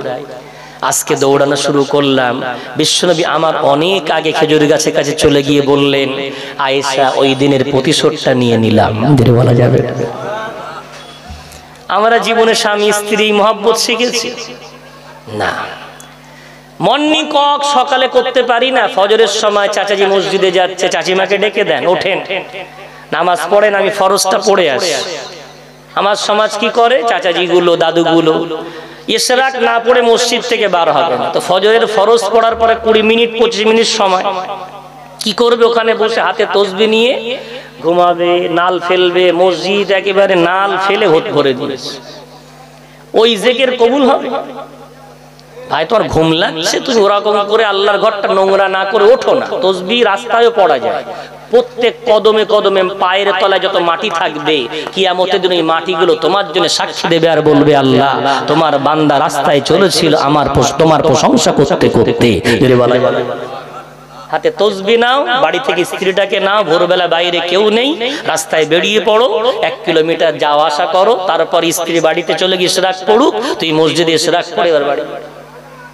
অর্ধেক রোগ তো আল্লাহ ভালো করে দেবে ইনশাআল্লাহ। যদি বলা যায় ভাই বাপজি আমার, সালাহুদ্দিন আইয়ুবী তার শরীর চর্চা করার জন্য, তিনি ফিটনেস শরীর ধরে রাখার জন্য তিনি জঙ্গলে শিকার করতে যেতেন। আর আমার রাসূলের উম্মত ওরা বডি বানানোর জন্য ক্যারাম বোর্ড খেলে। কি খেলে? কি খেলে? ক্যারাম বোর্ড খেললে বডি মোটা হয় না বিরাট? আর কি করে, গুটখা তেরেঙ্গা খেয়ে ওদের দাঁতের দিকে তাকানোর মতো না। একদম যেখানে খেলবে আশেপাশে গেলে আপনার গা ঘিন ঘিন করে উঠবে। কি হলো তোমাদের? ও যুবক, তোমার রাসূল ভালো লাগলো না? বিশ্বনবী তোমাদের এত ভালো লাগা উচিত ছিল। বিশ্বনবীর সব কিছু আমাদের জন্য সুন্নাত। যদি বলবেন ভাই বাপজি আমার, সালাহুদ্দিন আইয়ুবী জঙ্গলে শিকার করতে যাচ্ছেন। গভীর অরণ্যে প্রবেশ করেছেন। আকাশের দিকে হঠাৎ তাকিয়ে দেখে আকাশ মেঘাচ্ছন্ন, মেঘ ডাকা শুরু হয়েছে, বৃষ্টি পড়া শুরু হয়ে গেছে। সালাহুদ্দিন আইয়ুবী তাড়াতাড়ি করে জঙ্গল থেকে বার হতে চান। হঠাৎ কানে আওয়াজ চলে আসে, বাঁচাও বাঁচাও। কি ব্যাপার? নারী কণ্ঠ বাঁচাও বাঁচাও করে। সালাহুদ্দিন আইয়ুবী দৌড়ে চলে গেলেন, ওই নারী কণ্ঠকে লক্ষ্য করে দৌড়ে গেলেন। গিয়ে দেখে একটা নারী দাঁড়িয়ে দাঁড়িয়ে পানিতে ভেজে আর বাঁচাও বাঁচাও করে চিৎকার করে। সালাহুদ্দিন আইয়ুবী গিয়ে বললেন, কি ব্যাপার, এখানে দাঁড়িয়ে এমন করে কাতরাচ্ছ কেন? কি হয়েছে? মেয়েটা বলছে, ও বাদশা সালাহুদ্দিন, আমি অসহায়, আমি বড় সমস্যায় পড়েছি। কি হয়েছে বলো বোন? বলে, আমি কাফেলা থেকে বিচ্যুত হয়ে গেছি, কাফেলার মানুষগুলোকে খুঁজে পাচ্ছি না। একটু অনুগ্রহ করে আপনার ঘোড়াটা আমাকে তুলে নেন আর জঙ্গলের বাইরে একটু আমাকে ছেড়ে দেন, আমি আমার জায়গায় চলে যাব। সালাহুদ্দিন আইয়ুবী চিন্তা করতে লেগেছেন, কেন মুমিন কোনোদিন বোকা হয় না। তাই তো মেয়েটা দাঁড়িয়ে দাঁড়িয়ে পানিতে ভেজে আর আমার ঘোড়ায় ওঠার চিন্তা করে। কি ব্যাপার, মেয়েটা যদি সত্যি কাফেলা থেকে বিচ্যুত হয়, ও একা কেন চিৎকার করবে? কাফেলার মানুষগুলো তোকে ডাকবে। আবার চিন্তা করে, ও যদি কাফেলা থেকে বিচ্যুত হয়, দৌড়া দৌড়ি করলো, কাপড়ে তো কাদামাটি লেগে থাকবে, কিন্তু কাপড় কেন পরিষ্কার, ও কেন এক জায়গায় দাঁড়িয়ে এমন করে চিৎকার করে? সালাহউদ্দিন আইয়ুবী বুঝে ফেলেছে এটা কোনো চাল ইহুদিদের। না না না, ওকে ঘোড়ার পিঠে তোলা যাবে না। নিজে ঘোড়ার পিঠে দাঁড়ালেন, কিছু বড় বড় পাতা ওর মাথার উপরে ছাউনি করে দিলেন, কিছু কাঠের আগুন জ্বালিয়ে বললেন, বোন ঠান্ডায় কষ্ট পাচ্ছ, ওই আগুনের তাপ গ্রহণ করো, আমি পাশে আছি, কোনো ভয়ের কারণ নেই। সালাহউদ্দিন আইয়ুবী গোটা রাত দাঁড়িয়ে রাতে নামাজের মধ্যে কাটিয়ে দিলেন। এভাবে সকালের সূর্য উঠে গেল। একটু জোরে বলা যাবে? গোটা রাত নামাজ পড়লেন। এখন সকালবেলা সূর্য যখন উঠেছে, মেয়েটা ডুকরে কাঁদছে। কি ব্যাপার, মেয়েটা কাঁদে কেন? দৌড়ে এসেছেন, কাঁদো কেন বোন, কি হয়েছে? ও বাদশা জাহাপনা, ক্ষমা করে দেন, মাফ করে দেন, আমি আপনাকে আমার জালে ফাঁসাতে চেয়েছিলাম, আমি বড় অপরাধী, আমি কোনো সমস্যায় পড়িনি, মূলত ইহুদিরা আমাকে এখানে নামিয়ে দিয়ে গিয়েছিল। ওরা বলেছিল বাদশা সালাহউদ্দিন প্রতিদিন এই জঙ্গলে শিকার করতে আসে, আজকে তুই ওকে টোপ দিবি, যেই তোকে ঘোড়ার পিঠে তুলে নেবে, তুই নিজের কাপড় নিজে ফেড়ে ফেলে চিৎকার করে করে বলবি বাদশা আমাকে জঙ্গলে নিয়ে আমার সঙ্গে ইজ্জত হানি করেছে। তুই শুধু এই কথাটা বলবি, বাকি গোটা পৃথিবীতে ওর মান ইজ্জত কি করে নষ্ট করতে হয় এ দায়িত্ব আমাদের। বলছে আর ক্ষমা চাচ্ছে, কাঁদছে। বাদশা সালাহউদ্দিন আইয়ুবী খুব ঘৃণার নজরে বললেন, তুমি এত নেমে যেতে পারো, নিচু হতে পারো, পয়সার লালসায় এভাবে বিক্রি হতে পারো? যখন সালাহউদ্দিন আইয়ুবী চলে যাচ্ছেন, তখন মেয়েটা বলছে, বাদশা ক্ষমা করে আপনার কাছে একটা অনুরোধ আছে। কি অনুরোধ? একটু বলবেন, একটু বলেন না, আমার মতো একটা সুন্দরী নারী সারা রাত আপনার পাশে বসে থাকলাম, একটা বারের জন্য কি আমার দিকে আপনার মহাব্বতের দৃষ্টি ফেলতে ইচ্ছা হলো না? একটা বারের জন্য কি আমার দিকে একটু তাকাতে ইচ্ছা হলো না? যেই বলেছে, সালাহউদ্দিন আইয়ুবী মুচকি হেসে বলছে, ওরে বল, এই প্রশ্নের উত্তর তো অনেক সহজ। শোন না শোন, আমি সালাহউদ্দিন আইয়ুবী, আমার হৃদয় আল্লাহ যত ভালোবাসা, যত মহাব্বত আমার আল্লাহ আমাকে দিয়েছিলেন, গোটা ভালোবাসাগুলো আমি মদিনার কামলিওয়ালাকে দিয়ে ফেলেছি। দুনিয়ার কাউকে ভালোবাসার মতো এইখানে আংশিক আর কোনো জায়গা নাই। একটু জোরে জোরে বলা যাবে না? জোরে বলা যাবে না? তোর দিকে তাকাবোটা কি করে? আমার তো সব ভালোবাসা আমি কামলিওয়ালাকে দিয়ে ফেলেছি। জোরে বলা যাবে? ভালোবাসা লিমিট, দুনিয়ার সব যেমন লিমিটেড, ভালোবাসাও কি লিমিটেড। এটা অপচয় করলে ভুগতে হয়। উদাহরণস্বরূপ, মোমবাতি যদি কেউ দিনের বেলা জ্বালায়, তাকে রাতে অন্ধকারে থাকতে হবে না? হবে না? 10 টাকার মোমবাতি 1 ঘন্টা জ্বলে, 20 টাকার 2 ঘন্টা জ্বলে। এখন কেউ যদি মনে করে আমার মোমবাতি আমি কি করব, আমার ব্যাপার, তো দিনের বেলা জ্বালাচ্ছে, আমফান ঝড় হয়েছে, কারেন্ট নেই 3 দিন, রাতে অন্ধকারে থাকতে হবে না?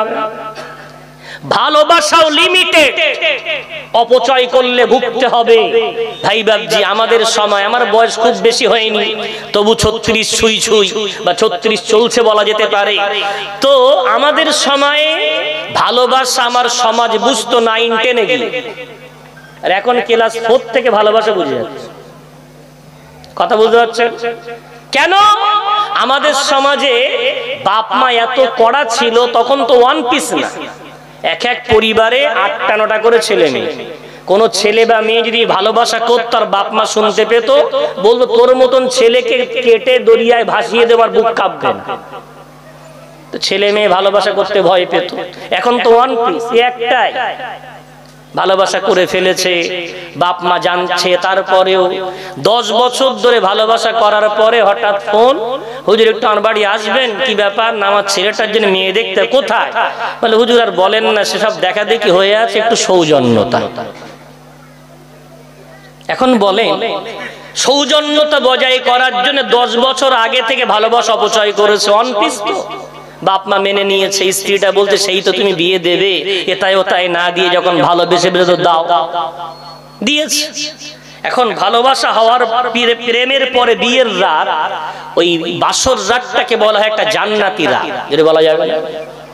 ওই রাতে প্রত্যেকটা মানুষ জান্নাতের মধ্যে কেমন স্বাদ, কেমন মজা আছে একটু হলে অনুভব করতে পারে, যেটা বলা যাবে। এখন যদি রসুলের কোন উম্মাত রসুলের সুন্নাত মেনে বিয়ের আগে নয়, রসুলের মতো লাভ বিফোর ম্যারেজ নেয়, লাভ আফটার ম্যারেজ, বিয়ের পরে যদি কেউ ভালোবাসে, ভালোবাসা কেমন হবে? বিশ্ব নবীর সাথে খাদিজার যেমন ছিল, যেটা বলা যাবে। ভালোবাসা কেমন হবে? আলীর সাথে ফাতেমার যেমন ছিল, যেটা বলা যাবে। ভালোবাসা কেমন হবে? আয়েশা রাদিয়াল্লাহু আনহার সাথে বিশ্ব নবীর যেমন ছিল, যেটা বলা যাবে। এখন ওই রাত্রে সবাই নতুন কিছু চায়। এখন রসুলের সুন্নাত মোতাবিক যদি কেউ বিয়ে করে, আগে কোনো ভালোবাসা ছিল না, ছেলেটাও অচেনা মেয়েটাও অচেনা, বিয়ের রাত্রে বাসর রাতে গেছে, যাওয়ার পরে ছেলেটা 2 রাকাত নামাজ পড়তে দাঁড়িয়ে স্ত্রীকে বলছে উজু করে এসো। উজু করে এলো, ও পিছনে দাঁড়িয়ে 2 রাকাত নামাজ দুজনে মিলে পড়লো, মাথায় কপালে চুলে হাত দিয়ে একটা দোয়া আছে, দোয়াটা পড়লো। পড়ার পরে মেয়ের একটু লাজুক হয়, বলছে বসো কথা বলি, তোমার এই বড় হওয়ার পিছনে কার কার অবদান আছে? একবার দুবার বলার পরেও ঠোঁট খুলেছে, বলা শুরু করেছে। ওর কথা শুনতে স্বামীর বিরাট ভালো লাগে, কখনো কোলে শুয়ে পড়ে, কখনো এর কোলে শুয়ে পড়ে, কথা স্ত্রী বলছে। 1 ঘন্টা কাহানি শোনালো। এরপরে স্বামী বলছে আমার গল্প একটু শোনো। স্বামী তার জীবনের কত ইতিহাস শোনাচ্ছে। শোনাতে শোনাতে হঠাৎ মসজিদে আসসালাতু খায়রুম মিনান নাওম, দুজনাই বলছে রাত এত ছোট হয়, গল্প শেষ হওয়ার আগেই রাত শেষ হয়ে গেল, এখনো মহাব্বত কত বাকি, কত প্রেম বাকি। সকালবেলা বাড়িতে অলিমা হচ্ছে, আত্মীয় স্বজন এসেছে, ওদের ওদিকে মন নেই, আমরা কখন আবার এক জায়গায় হব। একে অপরের মহাব্বত টানছে, কেন এতদিন তো অপচয় করিনি। যত দিন যায় তত ভালোবাসে, যত দিন যায় মহাব্বত গড়ায়, সন্তান আসে, দুজনার কোল কোল উজালা করে সন্তানকেও ভালোবাসে, গোটা সংসারে শান্তি আর শান্তি ছড়িয়ে যায়। যদি বলা যায় আর বিয়ের আগে ভালোবাসা, বিয়ের রাত্রে বাসর ঘরে গেছে, এই তুই তুই কবে থেকে চেনে? 10 বছর আগে থেকে। তো গল্প বল। ও যে গল্প শুরু করেছে, বলছে তোর গল্প 3 বার শোনা হয়ে গেছে, রাখ দিন তোর গল্প, তাহলে তুই বল। ও যেই শুরু করেছে, তোর গল্প 5 বার শোনা হয়ে গেছে। কি হয়? ওই রাতটা ঝগড়া করতে করতে কাটে, এ ওদিকে এদিকে, রাত পার হয়ে গেল। বন্ধুরা বলছে কেমন কাটালি রে? বলছে খুব ভালো, আল্লাহ ভালো জানে কি ভালো। মেয়েটা ফিরুনি গেছে, আব্বার হাত ধরে হাউ হাউ করে কাঁদছে, আব্বা আমি সংসার করব না। আব্বা হুজুরকে খুব আবদার করে বিয়ে পড়ানোর সময় 2000 টাকা দিয়েছিল হুজুরের কাছে। সে বলছে হুজুর একটু কথা ছিল। কি কথা? সবার সামনে বলা যাবে না, খুব সমস্যা। কি সমস্যা বলো না? বলছে সবাইকে একটু যেতে বলেন। সবাই চলে গেছে, হুজুরের কাছে হাত ধরে বলছে হুজুর মেয়েটা তালাক করাতে হবে। এই লাভ ম্যারেজে ঘন বিয়ে হচ্ছে এটা জানতে পাচ্ছেন, ঘন তালাক হচ্ছে জানেন? আমরা জানি 100টা ফতোয়া এলে 90টা ফতোয়া তালাক। কটা বললাম? 90টা ফতোয়া তালাক কেন্দ্রিক। কেন? ভালোবাসা অপচয় করলে যখন লাগবে তখন দিতে পারবে না, আর অপচয় না করলে এমন দিতে পারবে মহব্বত 3 গুণ হয়ে যাবে। জোরে বলা যাবে। আম্মা জানা আয়েশা রাদিয়াল্লাহু তাআলা আনহা বলেন আমার রাসূল আমাকে এত ভালোবাসতেন, আমি যদি কোনো গ্লাসে পানি পান করতাম, আমার রাসূল ওই গ্লাসটা আলোয় ধরে এমন করে ঘোরাতেন আর দেখতেন কোথায় আমি ঠোঁট দিয়ে পানি পান করেছি, আমার রাসূল ঠিক সেইখানে ঠোঁট দিয়ে আমার রাসূল পানিটা পান করতেন। একটু জোরে জোরে বলা যাবে। আমি আয়েশা বিশ্বনবী খাদ্য খাওয়ার পরে আমি দেখতাম রাসূল কোন জায়গাতে খাদ্য খেয়েছেন, আমি ঠিক সেই জায়গাটাই লক্ষ্য করে আমি আয়েশা রাসূলের বরকত নেওয়ার জন্য ওই জায়গাটায় খাদ্য খেতাম। ধরে বলা যাবে। দেখেছেন লাভ আফটার ম্যারেজ কি মহব্বত দেয়, অপচয় করেছে। ভাই বাবজি আমার, তো সালাহুদ্দিন আইয়ুবী বলেছিলেন আমার সব ভালোবাসা কামলিওয়ালাকে দিয়ে দিয়েছি, তাই তোকে ভালোবাসা দেওয়ার মতো আর জায়গা নেই। জোরে বলা যাবে। ওই ইহুদি আজকে সালাহুদ্দিন আইয়ুবীকে ফাঁসানোর চেষ্টা করে। ওই ইহুদি